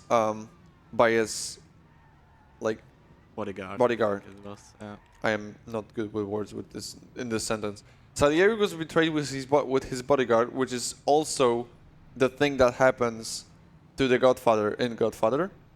Not only that, Salieri was betrayed by his bodyguard named Carlo, and Carlo is another betrayer in the Godfather. So it's two betrayers in one. Mind blown. Yeah. So now we're just gonna drive to Carlo's place. I'm gonna attempt such a stupid stuff. Okay. I'm gonna try to jump off this bridge, but it has to be done. So I jump off the railing here, and if I fail it, that should be good. Yeah. So you don't take damage if you jump like that. Nice. Yeah, it's funny because you take. Oh, this is a clip in the cutscene. You don't even have to actually clip for it. You just have to clip out. You kill the guys that normally run after Carlo dies. Right now, and then you kill Carlo. That's the Carlo. Yeah, normally you go upstairs and through his apartment, and you try to kill him first when he's running. When he's running down the stairs, and then the three guys that appear later. But this way we do it the other way around and finish the mission really quickly. This is the rare occasion, the rare like occurrence where you cannot leave after you've been told that you now know how to open a certain car. You have to wait for Ralphie to sit back down for some reason, and Tommy is gonna just keep telling you that he cannot leave yet until Ralphie sits down on the box. But yeah, for some reason. It just works that way. This is Happy Birthday, right? Yeah. Very short mission. It's not supposed to be very short, but we're just gonna drive there now. We can explain it as we go. So, Lador, if you have anything for us, that's probably the best moment. We're just driving. Alrighty, ready. We have a $100 donation from Anonymous. They left no comment, but honestly, we're just so happy to see that you're willing to help out Save the Children in their amazing cause. Fun fact though, they actually put their $100 towards killing Whisper for the upcoming bid war for Fable, which now puts it at $120 against saving Whisper, which is at $285. Which means that they have a bit more fair playground now. Won't you agree, guys? Sure. Thank you. So this is Happy Birthday. It's supposed to be a mission where you kill a politician on a ship where his birthday, believe it or not, is being held. Amazing. And normally, you're supposed to the gun you're supposed to use is hidden in the toilet on the ship, which is another Godfather reference, if you didn't know. But I at least I assume so, because it's like supposed to be hidden near the actual toilet in the toilet. Because you're gonna be searched the moment you enter, you go onto the ship. Either way, we're not gonna do any of that. Yeah. Normally you have to wait until the politician gets out, you have to get the key to the toilet, But here we just punch this guy because that makes pretty much the entire ship panic, Yeah. and that will help us because then the politician gets closer to the door. And you know what's a fun fact about doors in this game? You can hit right through them. So we just need to hit this guy a bunch of times, and that's it. He's dead, Yeah. and we just escape. Which is kind of one of the like funnier skips, I would say, because you just punch him to death instead of shooting him during his speech. So that's Happy Birthday done. Now we start a little mission I like to call You Lucky Bastard, which is actually 4 missions in one because Sergio Morello is so lucky we need 4 attempts to kill him. Yeah, I just wanna say that this start, like the strats for this, you actually found that one. Okay, yeah. So this is my second contribution to this game. Yeah. That I did like before we knew that jumping onto NPCs makes them a bit faster. I just realized that when you let Polly trigger this cutscene, you then make it so that he also speaks to Ralphie like right now. Like when he said salute Ralphie, so he's speaking to Ralphie right now, even though he is not here, for some reason. Like I have no clue why this happens, but this makes it so that you don't have normally you cannot trigger Ralphie yourself. You would have to wait for Polly to get here, but because you let him talk to Vincenzo, he immediately starts talking to Ralphie right away, and Yeah. it's quite a bit faster. Definitely quite a bit if you combine it with a pushing as well. Yeah. Without pushing, it was like a couple seconds, but this whole scene doesn't take like minutes, so a couple seconds is already good, but with pushing, it's definitely more. Yeah, so I hate this first section. This first part of the Lucky Bastard is probably my least favorite. It's kind of crap, yeah. So the first part is just our smart plan is we are gonna call the restaurant and ask them to get Sergio Morello on the phone, and then Polly is gonna shoot whoever comes up to the phone.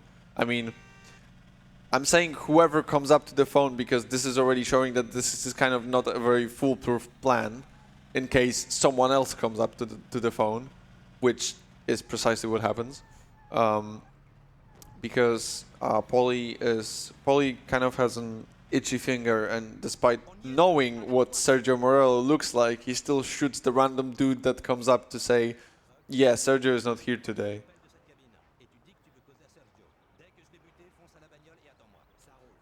I can also trigger it like from this side, it's nothing.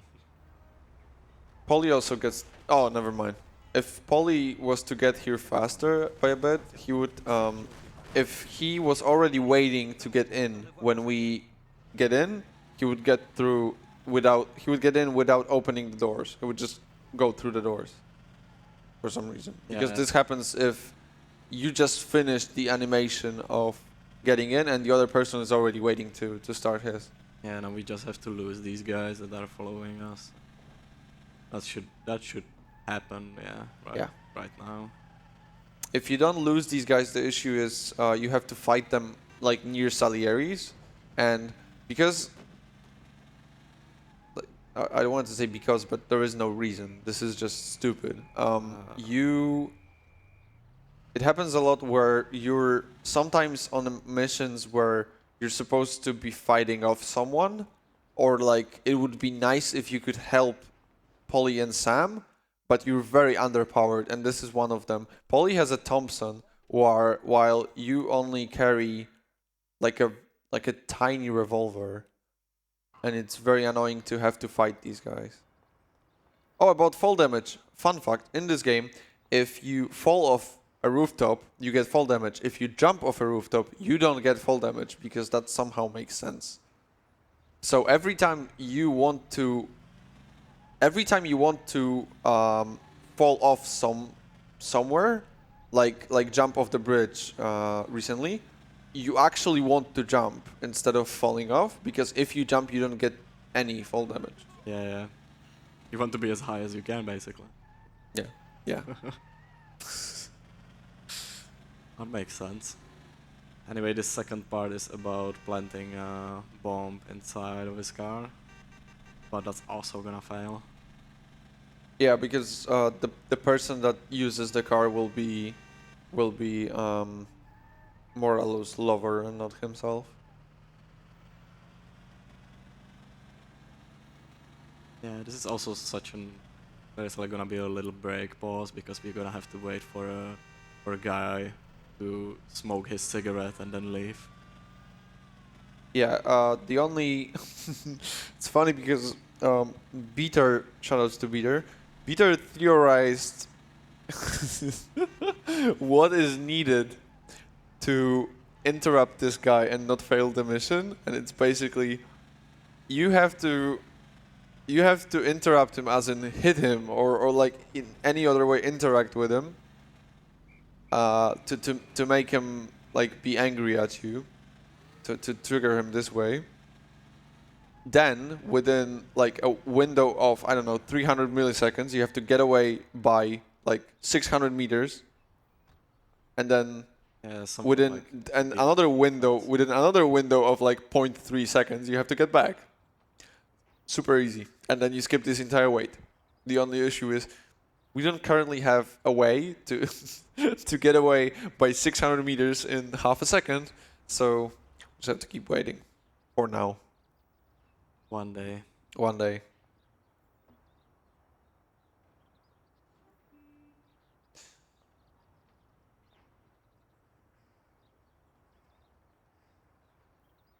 But yeah, what a lovely...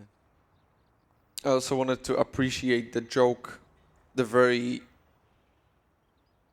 non-morbid joke Tommy makes after the woman explodes. He says, "Damn, that's one hot dame." Like, Yeah. you know, the guy has seen some terrible shit when this happens, and he's like, "Yeah, that's one hot dame." Yeah. They completely like got that out of the remake. They made it more like emotional thing. Yeah, like he's not a complete monster. But I don't know. I think it's kind of funny. Yeah, it is funny, but like it's funny how he's like desperately trying to prevent this. He's so scared, and then like next thing is, oh, I'm gonna make the most like dark joke of this game. Yeah, basically. the darkest joke of this game. Yeah. Alright. This was supposed to be the last plan, basically, I think. That we just gonna come to the bar. Or I think it's a bar or something, when they usually Or a hang restaurant, up. Or yeah. restaurant, yeah. Where they usually hang up, show up with Thompsons and just shoot them. But it's not gonna work because Ollie's Thompson will fail. Yeah. Gonna be stuck. Oh my god, bridge up. Should have used the. It's going Should down. have used It's going the, down. Should have used the consistent way. I reloaded. Good. Nice. But that means it's not gonna be up on the way back, which is really sad because we wanted to do YOLO jump, right? Obviously. One of the few funny stuff you can do. Ooh, no. Oh, this is one of the annoying missions where you cannot show up to the restaurant with police on your tail. Yeah. You actually have to, like, you don't. At least the upside of this is you don't have to be like completely clear out of the wanted level.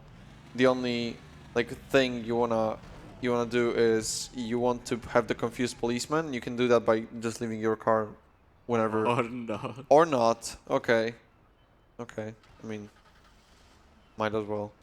So usually if you have the half transparent handcuffs and there is no police inside, if you get out of your car, you should get the confused policeman and the cutscene should trigger, but this didn't happen because reasons.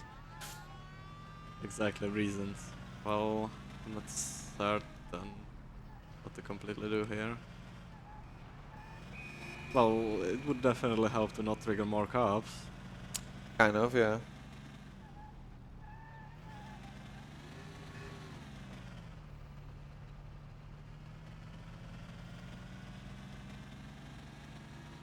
What if you get out now? Nope. Still no. What? This is weird now. It's so sad. Yeah, I don't know. I'm gonna try to lose them somewhere, I guess. I don't know. What if you just stay? Oh no, never mind. They're there. I wanted to say, what if you just stay here, but no, they're gonna find out. This is annoying because normally, like pretty much whenever you have the sign we're seeing right now, if you get out of your car, you get the confused policeman. The confused policeman is the confused policeman icon is usually enough of a wanted level to. Oh, come on. Perfect. It's usually enough to trigger cutscenes. But not in this case because for some reason. My. Oh. So one of the cops called for reinforcements. Can you at least go down or something? Okay, try again. Like try getting out again, and Oh if my it doesn't God. work, then I think you're better off. There's a cop car. I think you're better off just restarting this. Yeah, I'll try it one more. Okay. I think if I lose this cop car, then Yeah. I could do it. It's fine. The estimate counts with this, obviously. Hopefully. Okay, I'm gonna restart. Yeah, the estimate is fine with this. So this is a quick drive. It's just like it's very Yeah, annoying it's to get not cops on you at the very end. That place was literally like full with cops, though.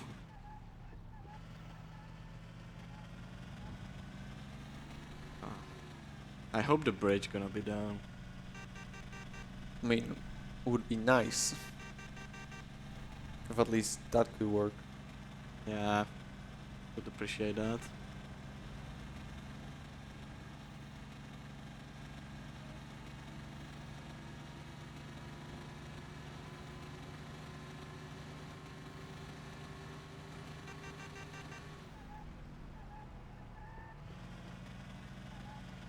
But yeah, even when I was practicing, I always had like bad lucky bastards. So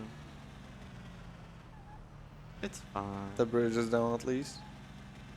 That means it can be up on the way back. We will be really close to a checkpoint on the way back. We shouldn't worry on the way back yet. Should get there first. Yeah, I'm gonna try to like look backwards all the time, even though it's spawning like. So at the cars. very least, if we get a policeman onto us, we can Okay, just... good. Yeah, there we go. If we get a policeman onto us, we can always just like run him over and the issue's gone. Yeah, it should also like despawn like pedestrians actually, like this. Or like reduce the rate at least. Yeah, so now we have to lose the guys, but you know, this isn't really much of an issue because we have the bolt thrower and we're gonna drive quite a long way. Like the issue with the first part is we're really close to the bar, so we don't really have much leeway in like losing them. But here we're gonna drive for a bit more, so it's way easier to lose them before you get there. That's totally fine. Yeah, there are like a lot of like just straight rows ahead. Yeah. And even with their boosted car, I think we're faster with thrower. Yeah, yeah. Well, the max speed definitely is. So that's what counts. Oh no. Nice. Oh no. Okay. Still like both nice saves. This is different from like if you've never driven this car or any car in this game, you cannot appreciate how like, smooth the two saves were. But if you have, then and I have for like 350 hours, then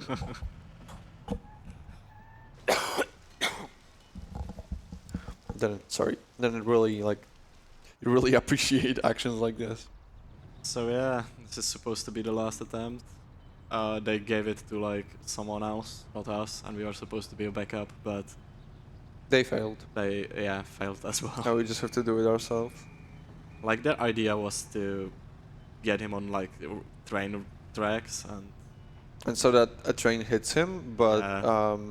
yeah, the train actually hit the supposed killers, the supposed professional. the supposed professionals.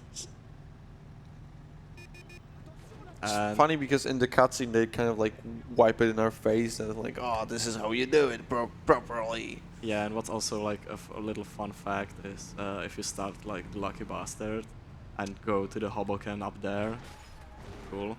Like up there, you're just showing the just showing the direction. Yeah, that way. Appreciate it. This is like really, I just really now know where Hoboken is. But what if you go to Hoboken? Then there is already like the model of the car of the professionals Okay. already there, and also the invisible car for Sergio. Nice. You can like punch it and everything. But Nice. That's about it. Yeah, I don't really understand how like how is Will he fall through the floor? Oh my! there is was a close. there is a spot to the right on the sidewalk where there is just an empty texture. So if you're unlucky, you will encounter a car on the road right before this, and he will turn to be on the sidewalk to avoid hitting the car, and then he will fall through the ground. Yeah, it's funny when it happens, right? So funny. I don't think it ever happened to me, but I saw it happen to people. By the way, have you ever seen the dog face in your game? Because whenever I think of the dog face, I just realize that, you know, I must have seen it like probably multiple times, but I never paid attention Yeah, to most Pedestrian. likely. So there is Not this. caring, like, or like paying attention to the pedestrians. There is an Easter egg in this game, a very rare Easter egg that, like, supposedly like insanely rare. But you know, if you play this game for hundreds of hours, then eventually you'll surely get it. That one of the pedestrians is gonna have a face of a dog, like the entire head of a Yeah, dog so instead of basically a dog. their normal ones. Windows sound, by the way. Windows sound. It's funny because early on in my speedruns I thought I was doing something wrong with this, that the Windows sound was popping up. I had no clue this happens every time. So here, I'm actually like, when I started running this game I was actually like, it was kind of sad that we skipped the entire port shoot up like this, because I really enjoyed like this part of You Lucky Bastard, because you just shoot the Thompson a lot. It was really fun casually, but you know, we just use the car to go through the port fast, and we kill a bunch of dudes by just shooting these barrels. One thing, I was supposed to say something, and I just it's just slipped off now. Yeah, but we're gonna pick up this Thompson because we're gonna do like a bunch of clips, etc.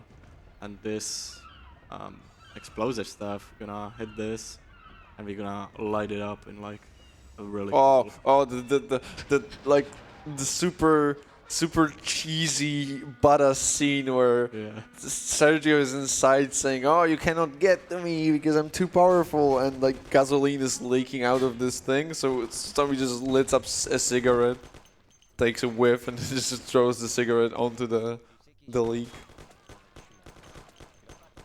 And he's dead. Okay, fun fact from that one time I read Mafia wiki. Even if you kill him with a baseball bat, I don't know why would you do that, but you know, technically you can. Even if you kill him with the baseball bat, he's gonna have a hole in his head after you kill him, Nice. because that just gets spawned there. But yeah, we exit this place in a fashion, and we're gonna try to find a car that I can drive to Salieri's. I didn't know people still use like the no car strats for killing Sergio. I thought like everyone just uses a car now. But good to know, I guess, because I used to do this for years before switching to the car. Because the alternative strat there is you use the car, you drive into the thing, you ignore all of the guys attacking you and just hope they don't blow up your car, and you just drive by Sergio. Well, this is faster. And But yeah, but this is more like you have to do the clips, and like the clips inside are kind of hard and precise. So yeah. yeah. So now it's just getting back to the bar, and that's you, Lucky Bastard, done. Yeah, finally. Aside from the third part, that was Yeah, pretty solid. still pretty smooth. Oh yeah, this is the part where Creme de la creme. We killed Sergio Morello, which is who is the brother. What is this part? what? Why did you cause mayhem inside? Just like out of bored. Oh, okay, Yeah. okay. I was bored. That was Okay, the, yeah. that was the Sure. reason. Isn't Vincenzo also pissed now? I shot like on the floor, and everyone is just like, "What are you doing? Oh, Why?" okay.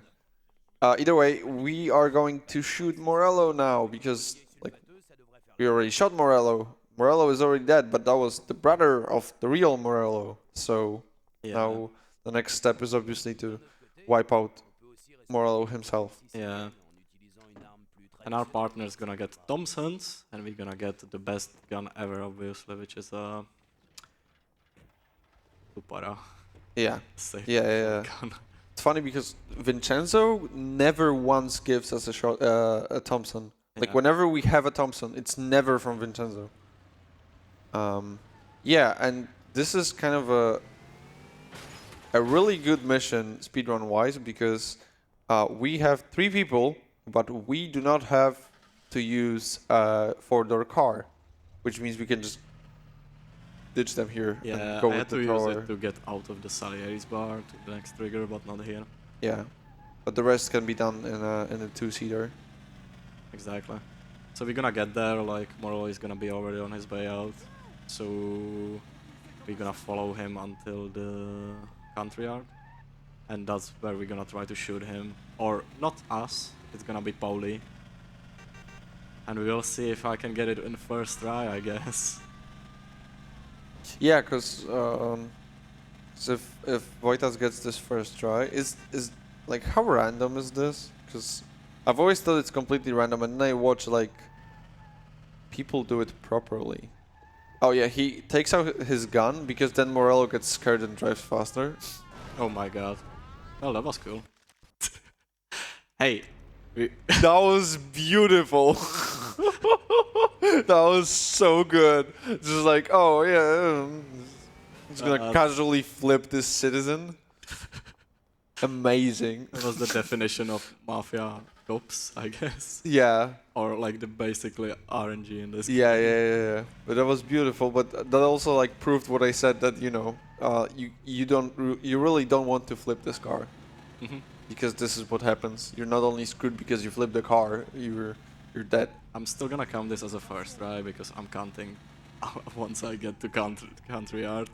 Not Oh now. yeah, for sure. I mean,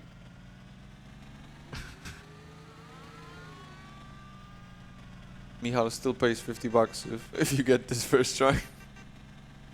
Uh,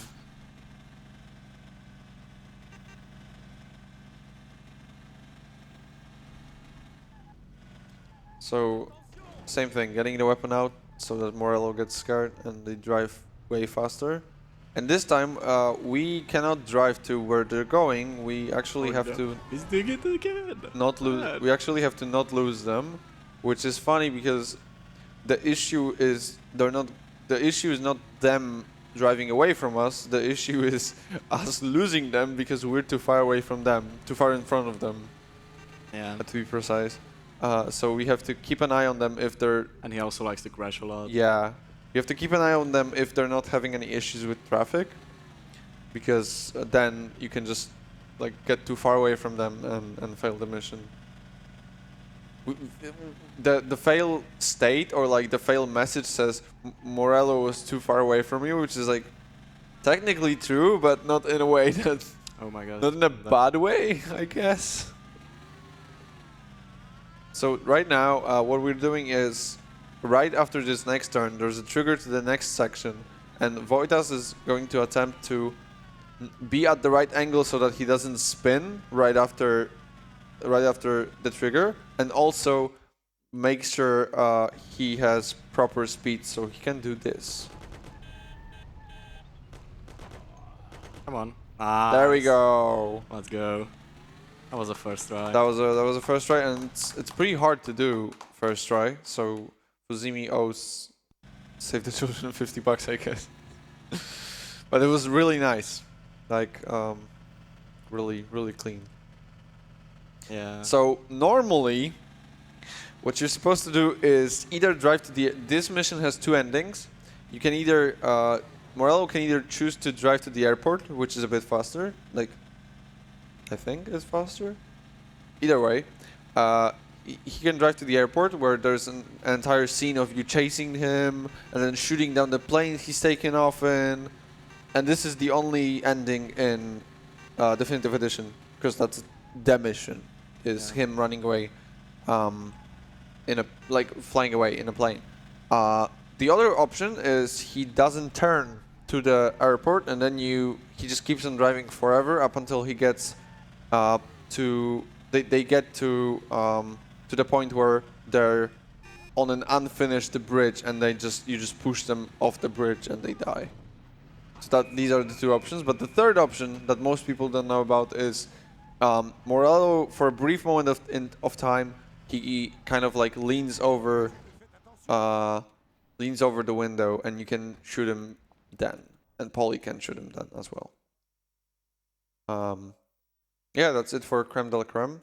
For election campaign, first off, we're gonna drive to the old prison. So if you have anything to say, Lador, this is probably the best moment. Absolutely, because Fusimi works fast here. I think he had a finger ready there to press the button, because here comes the $50 as promised from them. Good job, Polly.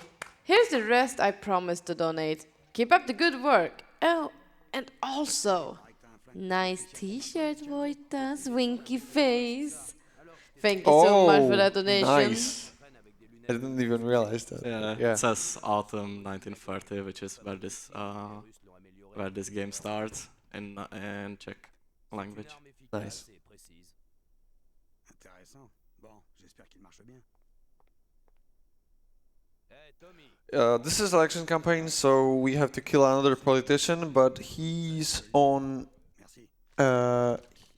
This time they're very careful with us killing politicians. Apparently, I didn't know it was like a more common thing, but either way,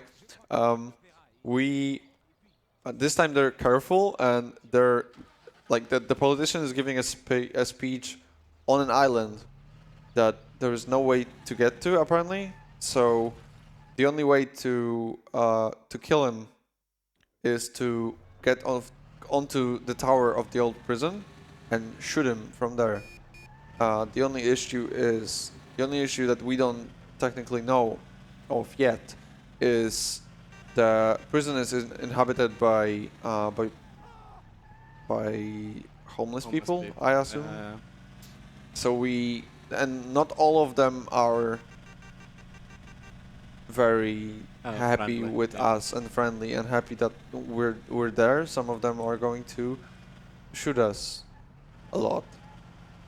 So we just have to go deal with them, then get on top of the tower, and then shoot the politician and get away. Yeah, but first I'm gonna attempt to jump into the sewers. Okay, so instead of just going into the sewers manually from the other side, Vojtas is gonna attempt to clip and then jump onto it. The issue is this is very precise. Like the jump, the moment you make the jump is very precise because you have to hit the sewer perfectly and not. Oh my! I was in there. Not do this basically. Unlucky. Nah. Yeah, this is a very precise setup because you only have like about 2 meters of like of the space you can land on, and then everything, not even like the entire floor of the sewer is the place you can land on, only like the middle of it. So you have to jump perfect without seeing it. You have to jump so that you land on top of it, and Vojtas kind of landed on top of it and then moved by a pixel and Yeah, fell it down. fell down But mid. this is a very hard setup, so it's not uncommon to fail this. Yeah, I'm not gonna attempt it again. Okay. Because it's like I'm not like that confident enough in that. So yeah. At least we're gonna show like the different ways to. That like the usual way. to- Normally, it was done before anyone knew about the sewer jump. Yeah, but there are also like ways to enter this. I don't like having cops on me actually. That might be bad. Can you? How many? Okay. Also, I wanted to kill you, man. Thank you. So there are like few ways to do this. Wait, you're actually doing like the super safe way? Yeah. Okay. Like if you snipe it on the way there, it's like doesn't lose anything basically, and then you don't have The cops. the cops. So the proper way, like, the proper way to do this mission is actually to shoot this innocent person, because Tommy Angelo is a very good person and hasn't killed anyone. You're invisible in this moment if you climb while sniping. Wait, still. Okay. And until you enter the snipe mode and then exit again. Nice. But normal, like you don't need to kill or drag the worker into the sewer. But if you don't do that, then he's gonna report you to the police, and you'll have feds in front of the prison when you escape. But if you kill the worker and drag his body into the sewer, then no one will have seen anything.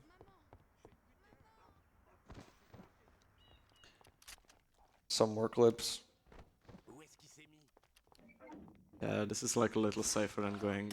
Because normally you'd have to run through this corridor that we just skipped, and this corridor is filled with people with guns, and it's not very safe, but you would rather preserve your health here. Yeah, because For- this tower is also really bad. Yeah, that too.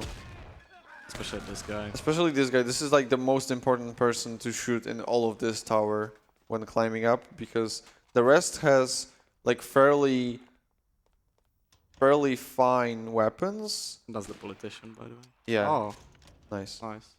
The rest has fairly harmless weapons, but the last guy, yeah, we just jump off here. Nice.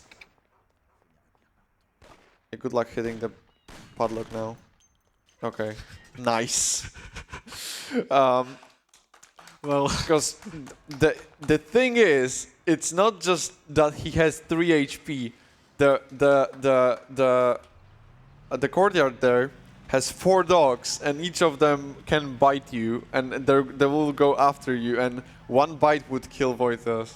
yeah. And also, one more thing that's important with this game is, if you crash into something in your car, you lose health. So right now, Vojtas really needs to not crash into literally anything, because any crash will kill him.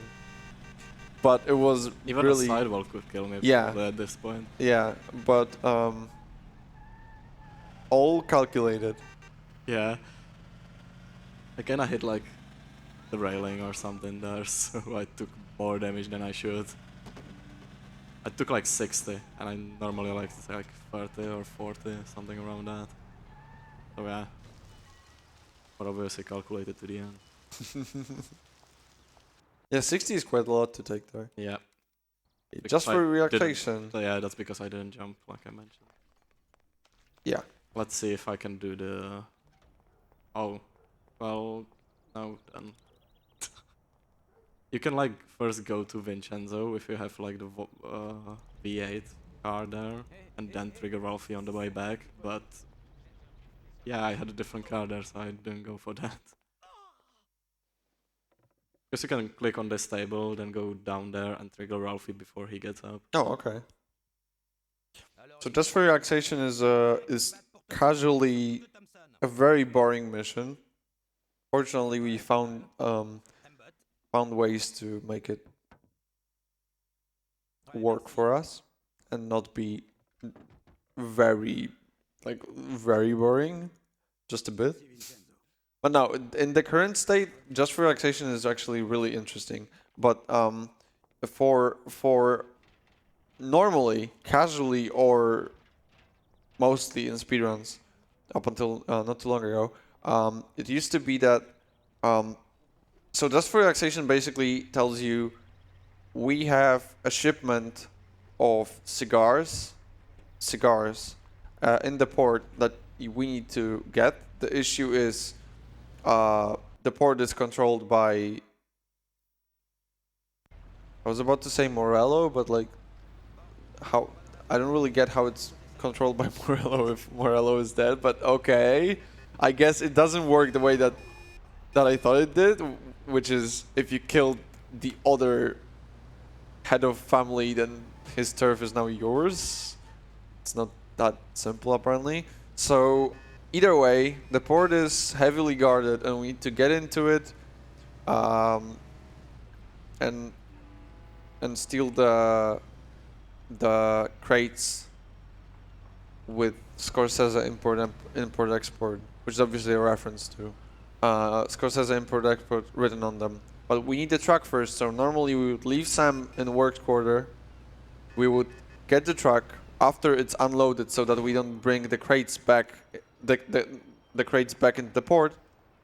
Or alternatively, you could make it a bit faster by unloading the crates yourself on the street, but it's still waiting for the truck. But here we don't have to wait for the truck because we get the truck ourselves by clipping through this wall. We kill the invisible driver to get his papers, but we kill him with a baseball bat because of a quirk in this game that I don't know if I'll have time to explain, but hopefully maybe we will be able to do that soon. Then we drive into this trigger and we're in the port, and we just skipped like, I don't know, 2 minutes of waiting for the truck to come out, or A lot of stuff is you also have to like drop Sam in the yeah. Oh. This is like 2 minutes of dropping Sam off and then waiting for the truck. and this Skip takes like like this. 4 or 5 minutes, I guess. What? 4 or 5 minutes probably. Oh, even more. Okay, 4 or 5 minutes. And yeah, now we're gonna load the crates like every other person would do, right? Yeah, like every sane person loads crates onto the truck. So normally, if you just park like right in front of this space, then you're gonna get a cutscene. That's one thing, and the other thing is you're gonna have a talk with this nice man standing in here. But if you load the crates like this, you don't have to do any of that. And the cutscene is connected to like the angle of the camera, I think, right? Yeah. So Vojtas just like made sure to run around this guy and never like Look put at the crates. camera in an angle that that would be looking at the crates basically before entering this area. Yeah, exactly that. And you don't want to do that even after you leave this area.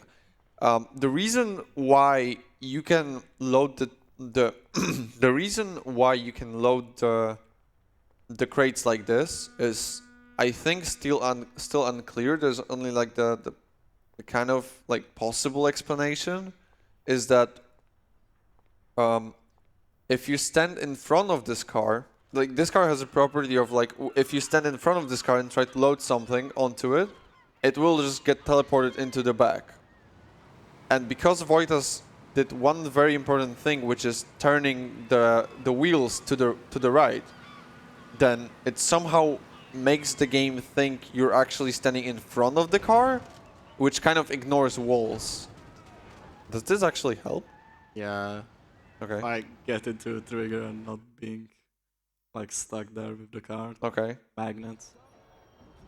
Yeah, everyone's dead. Great. Nice. I wish I knew about this because the chases here can be ridiculous.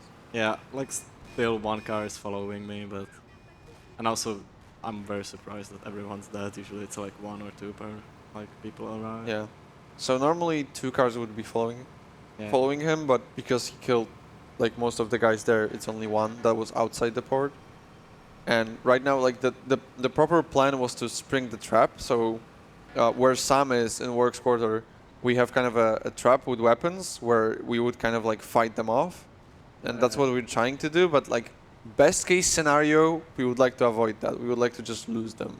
Yeah, I also had co-op and I didn't want to trigger him, so... Or at least maybe not even like lose them completely, but at least have them be so far away that we just tell Sam that, yeah, we lost them. Because we don't actually have to lose them to tell Sam we lost them.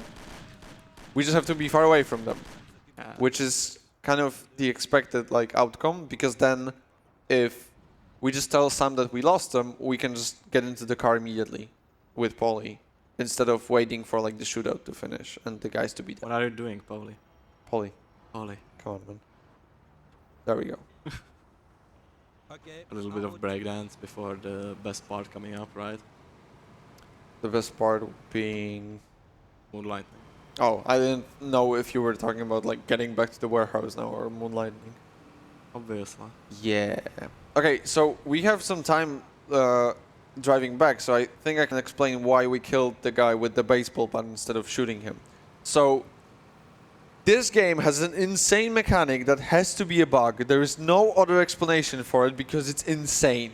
So for months, we had an issue of the guys in the port triggering, as in getting aggro on us at random times, at seemingly random times, where you would just be loading crates, as always, and then the guys start shooting you. There was no explanation for it, there was no way to prevent it, it would just happen. And then, at some point, Peter figured out that this happens because when you leave Salieri's bar, like when you start, when the loading screen finishes, there is a timer, and that timer is ticking up until the moment you shoot your weapon, or in any other way make some chaos around you that would make people scared of you, right? That would trigger people basically. And then every time on the same mission, I think, every time there is a loading screen and it finishes, let's say that you shot your weapon at 35 seconds, then every time there is a loading screen, after it finishes, at 35 seconds, precisely at 35 seconds, because that's what happened the previous time, you shot your weapon at 35 seconds. At 35 seconds, if you have people that can get triggered around you, they will get triggered as if you shot your weapon.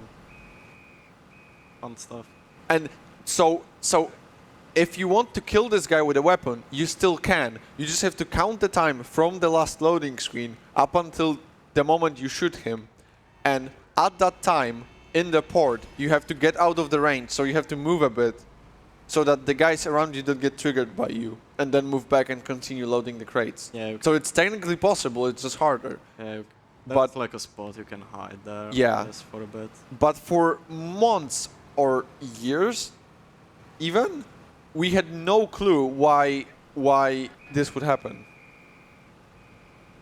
And when Peter released the video explaining it, I was just like, holy crap, is this really it? Is this really this stupid?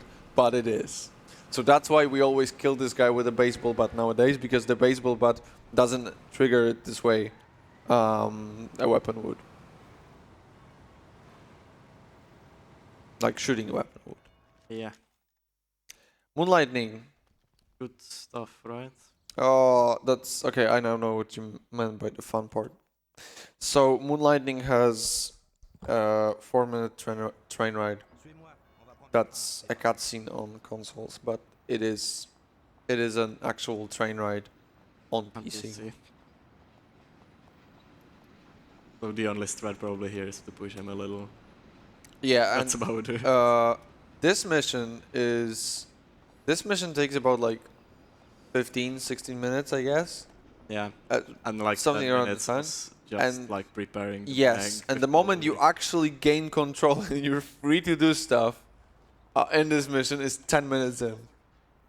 Because this is just a huge auto-scroller. Like, not totally an auto-scroller, because you can technically push Polly here to speed him up, but still, like, 10 minutes into it, you get control back. Because first we have to take a train ride because I don't know why, but they figured like this is the best time to tell you about the trains in this game that you can use them. Like why not earlier? I guess. I mean, I guess because they're not used in missions, so like why would you use a mean of transportation if it's not possible to do it during a mission? This game is only missions. Yeah, I'm also gonna hope like no pedestrians gonna stuck Poli, otherwise that's gonna be really bad. Yeah. This guy's looking at it, definitely. So there is so first there is a 4-minute nice. There's a 4-minute train ride, and then Poli, because this mission is all about planning and executing the plan on robbing a bank. The issue is Poli is like the dumbest person in existence, essentially. I'm gonna do this, by the way. Punch.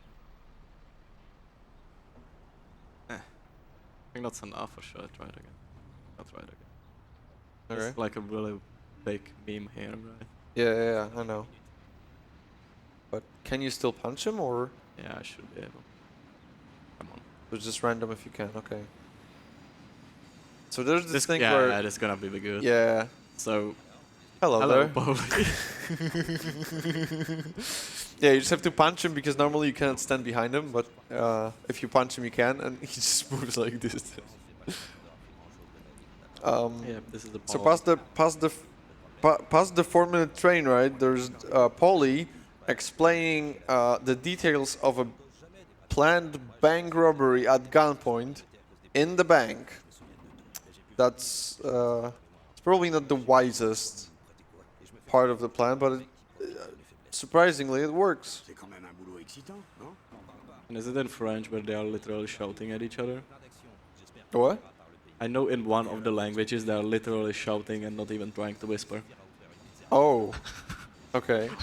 I don't know if it's French. We'll see, I guess. Sometimes, if you're lucky, you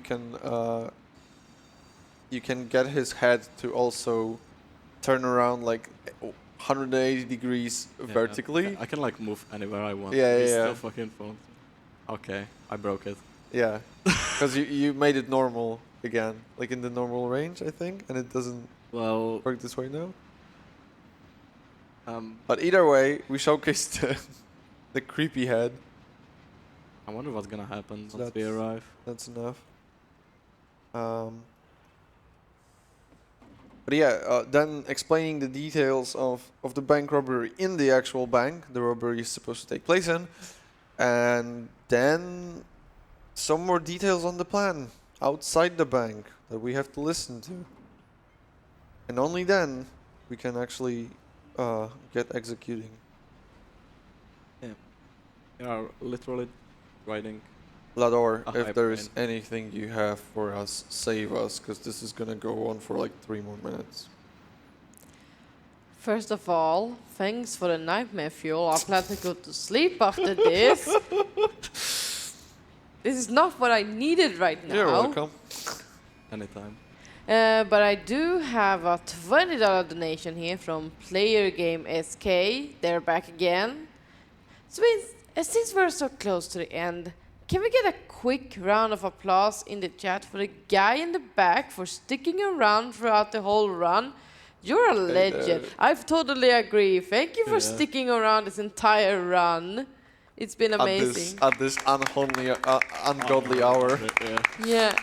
And to kill more time, I can tell you that player put his money towards the bid war for Grand Theft Auto 5 that also is coming up later today, technically. And he put it towards making it the third way.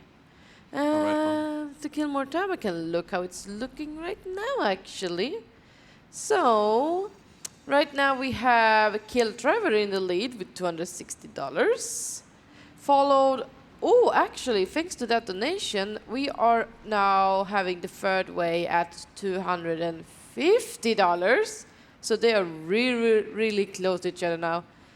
And poor Kill My Girl is all the way back at $13. So if you want to see Michael die, you kinda have to start working on that.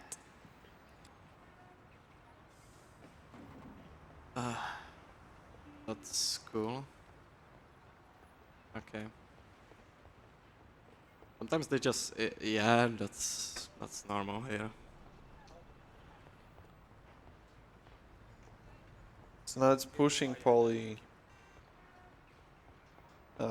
Pushing Polly further. So that like he actually gets to the bank like a second earlier, I guess. But it's something. And then I'm just wondering if this is the language they're shouting in, because this is gonna be hilarious then. I think they are at least not pretending to whisper in like every other language they're trying to. Yeah, okay. And here they are just like talking like, yep. We're gonna rob this bank right This here. particular bank tonight at gunpoint, and we are not joking. Yeah. Also have to be careful here, because if car wants to decide to go this way, it can definitely run over Pauli like that. Yeah. Nice. I seen that happen. One thing that you could maybe even like, I don't know if you can show this without breaking the dialogue between them, but there is at one point in this game in the intermezzo, so like in 1938, from like from the point of telling the retrospective, we get shown the picture of Salieri, Morello, and Don Pepone from 1920, and Don Pepone is supposedly dead, but he's actually sitting in the bank in like one of the yeah, you can Like see that? him. This is Don Pepone from the photo, so he's supposedly like killed in early 1920s, but he's just sitting there, which is also a nice little touch, I guess. Yeah, he's not whispering. Yeah, He's not even like close to. Yeah, English is way more subtle, at least. Like they're talking about robbing the bank in the bank, but at least they're not talking normally. That's like the base, I guess. Isn't this almost on the same level as when the villain have like the evil monologue in front of the heroes? Pretty much, yeah. Yeah. Au revoir. And the rest of the plan obviously has to be told in front of the bank. Yeah, I'm gonna Obviously. try to punch him a little bit, so I move a little closer to where I want to be. And that's the only thing I can do. Because again, this is just like pushing him. This is like micro optimizations to gain anything from this section. So we're just gonna keep punching him to move him a bit backwards, so that because this is the direction we'll be going in. Yeah, a it's second. also like not easy at all.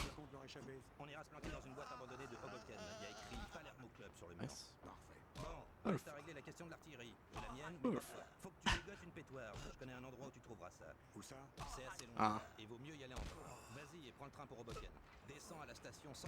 Also have to be a little careful about HP, but be fine. Oh no. Not the knee.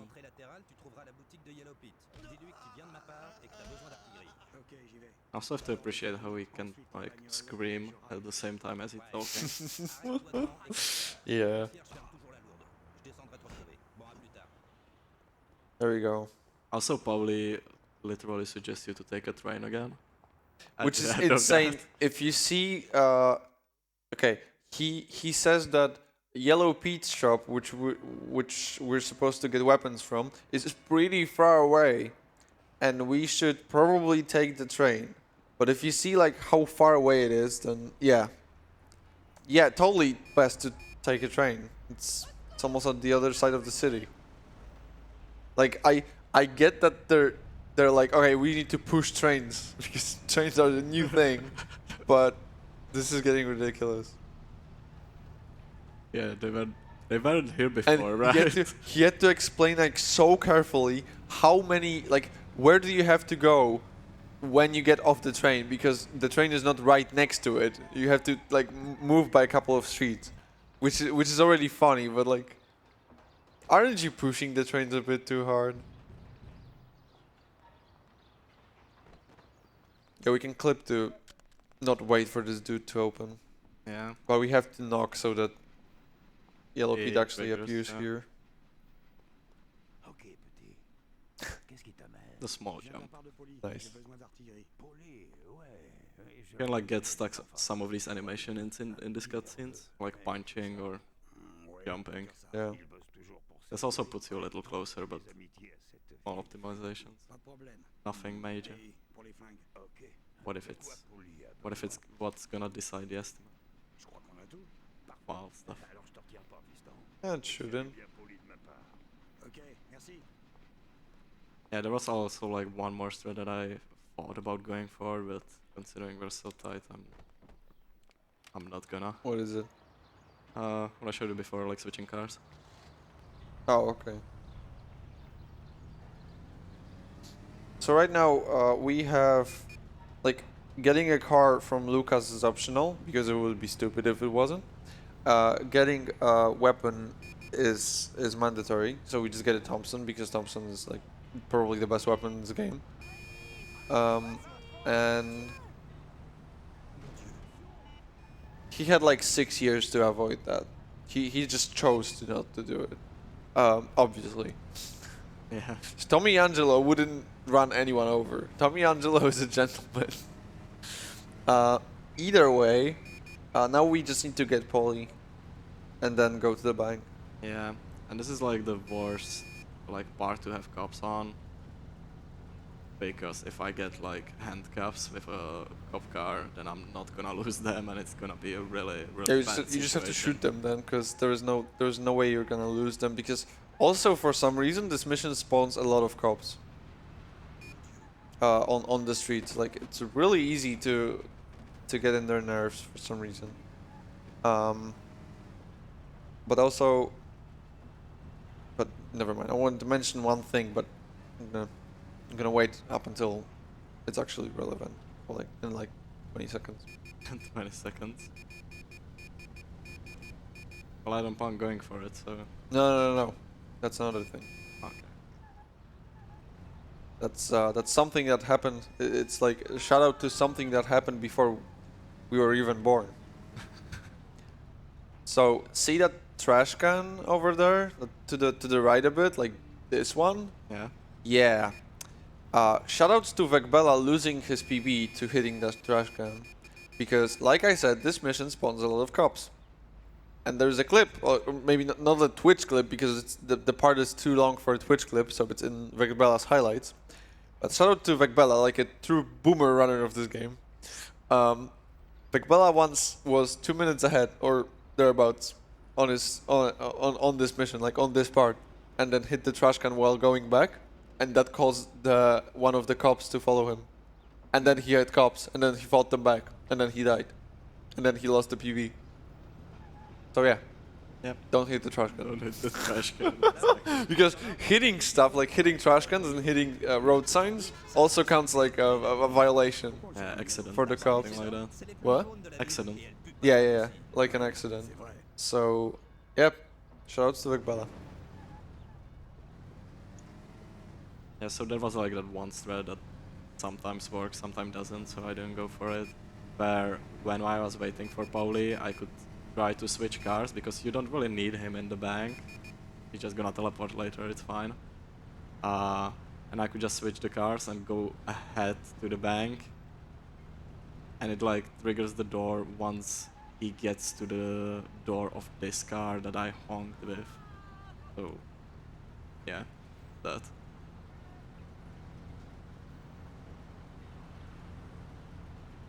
But sometimes he can get like stuck on the way or something, so it's better to not go for now. Like even a small like incident can cause a major disaster there.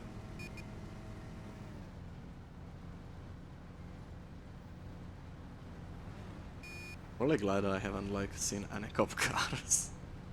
This is really good. Ah, there he is. Nice. Speaking of the devil himself. Yeah. So the start of this shootout can actually softlock if he fires. He didn't. Cool. Ok, bande de caves. So it's funny because Polly is like working the crowd a bit. Like the whole plan is genius because what Polly basically said in the bank is, okay, I'm gonna work the crowd. You have to figure out basically everything. Like I don't know where the vault is. I don't know. Like the vault is probably downstairs, but that's like just basic deduction. I don't know how much money there is. I don't know if we're hitting the bank on the right day or anything like this. You're just gonna have to go for it. And the funny thing is, like whenever, like he's getting this information like piece by piece that we have to go upstairs, get the manager, stuff like this. But we're already past that. Like, where can I like? The moment Polly says, "Where can I find the manager?" We're already getting the keys from the manager, so the timing is perfect.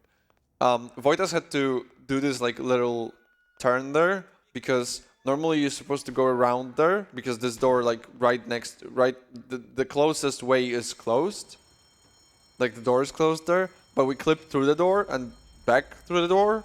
But if you do this, then the poly will not actually get properly triggered, and he won't follow you because the game doesn't really know that you finished the downstairs part. Because you're supposed to be walking around there, so you have to walk to the trigger. Now it's all about just running away from cops. So hopefully you don't flip because then you die. Polly dies as well, I guess. Hopefully. And yeah, you really don't want to have cops on you. That's pretty obvious. You really want to be careful with even with like triggering the cutscene, the last cutscene with cops on you, because if you have a cop car on you, it's not the case of just triggering the cutscene in any circumstances. If you trigger this cutscene and there are cops on you and they still see you, they will arrest you in this cutscene because it's not like a movie cutscene. This is this is playing live, I guess. So it is possible for them to arrest you in this cutscene, but that didn't happen this time. So we're gonna be like right on estimate, Yeah. because Death of Art takes like 4 minutes, 5 minutes, something like that. Here we clip through like this because it's faster than running down the stairs, and also because in this situation, before you activate the trigger at the bottom of the stairs, this car is open. Normally it's closed and you have to you know how to open it, but it takes some time. So it's faster to just use the open one and trigger the trigger with the car. And also when you open, even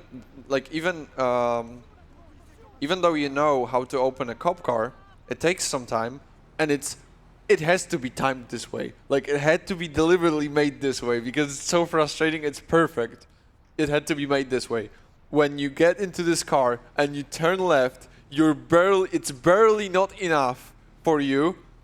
There is a tram coming, and it's barely like it's perfectly close enough to block you and to not allow you to turn left. You have to wait for the tram to pass and then turn left. Yeah. That's really And then you can avoid that with this car because you're already in the car by the time the loading screen finishes. But the other thing is also, normally the limit is 60, but in the cop car it's 105? I think it's Yeah. 190, but I'm not sure. 90. It's basically... It's definitely not 90. It's 105. 105. Or it's 105. Because it's like the limit where you get the handcuffs. Because when Oh, you're in the yeah. in the cop car, you don't get fines. Yes. Alright, I didn't know that's the reason, but yes. Yes, that's the reason. So we can go a bit faster without worrying about the police. So right now we got betrayed, and we didn't get betrayed. We betrayed, and then we got betrayed. We betrayed Salieri because we made a bank hit without him knowing, and Yeah, Pauli is dead. now Polly is dead, and Sam just called us and told us he wants to help us, but he actually doesn't. Yeah, This cutscene triggered only... The guy was T-posing, by the way. yeah, Shoutouts. it's always T-post. I never realized that somehow. This cutscene, the second cutscene, triggered only... Not only, but triggered, mostly because Vojtas waited on the first cutscene in the museum. He waited up until the camera was around. You could see Tommy's forehead, because if you just skip the cutscene right away, the second cutscene might not start like at all. This was a point of like. This was a very frustrating point back before they figured out this is what makes the second cutscene consistent. And it was like right at the end of the run, you would have this resetting point of like a minute, or maybe not a minute, but a bit less, where you just like ran to the next cutscene and hoped it would trigger. And you know, they just thought it was random before they knew that you just needed to wait for like 2 more seconds. Yeah. So and that this is the sounds, final boss, but yeah, this is the final boss, which is just Sam.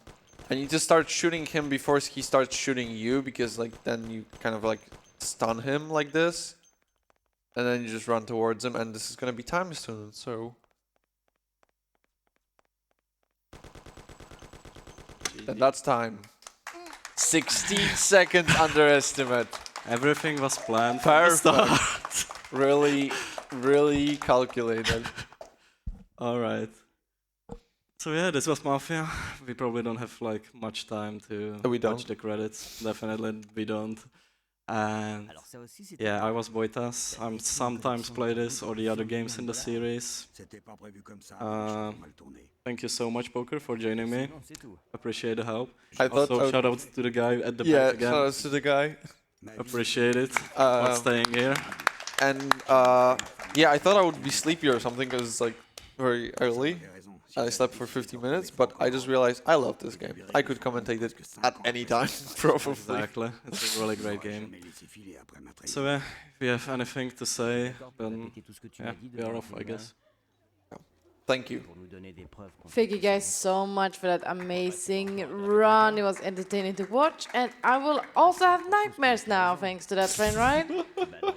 But stay tuned, because Etam is about to hit the stage with some Fable action. So stay tuned for that. And with that, take care, everyone.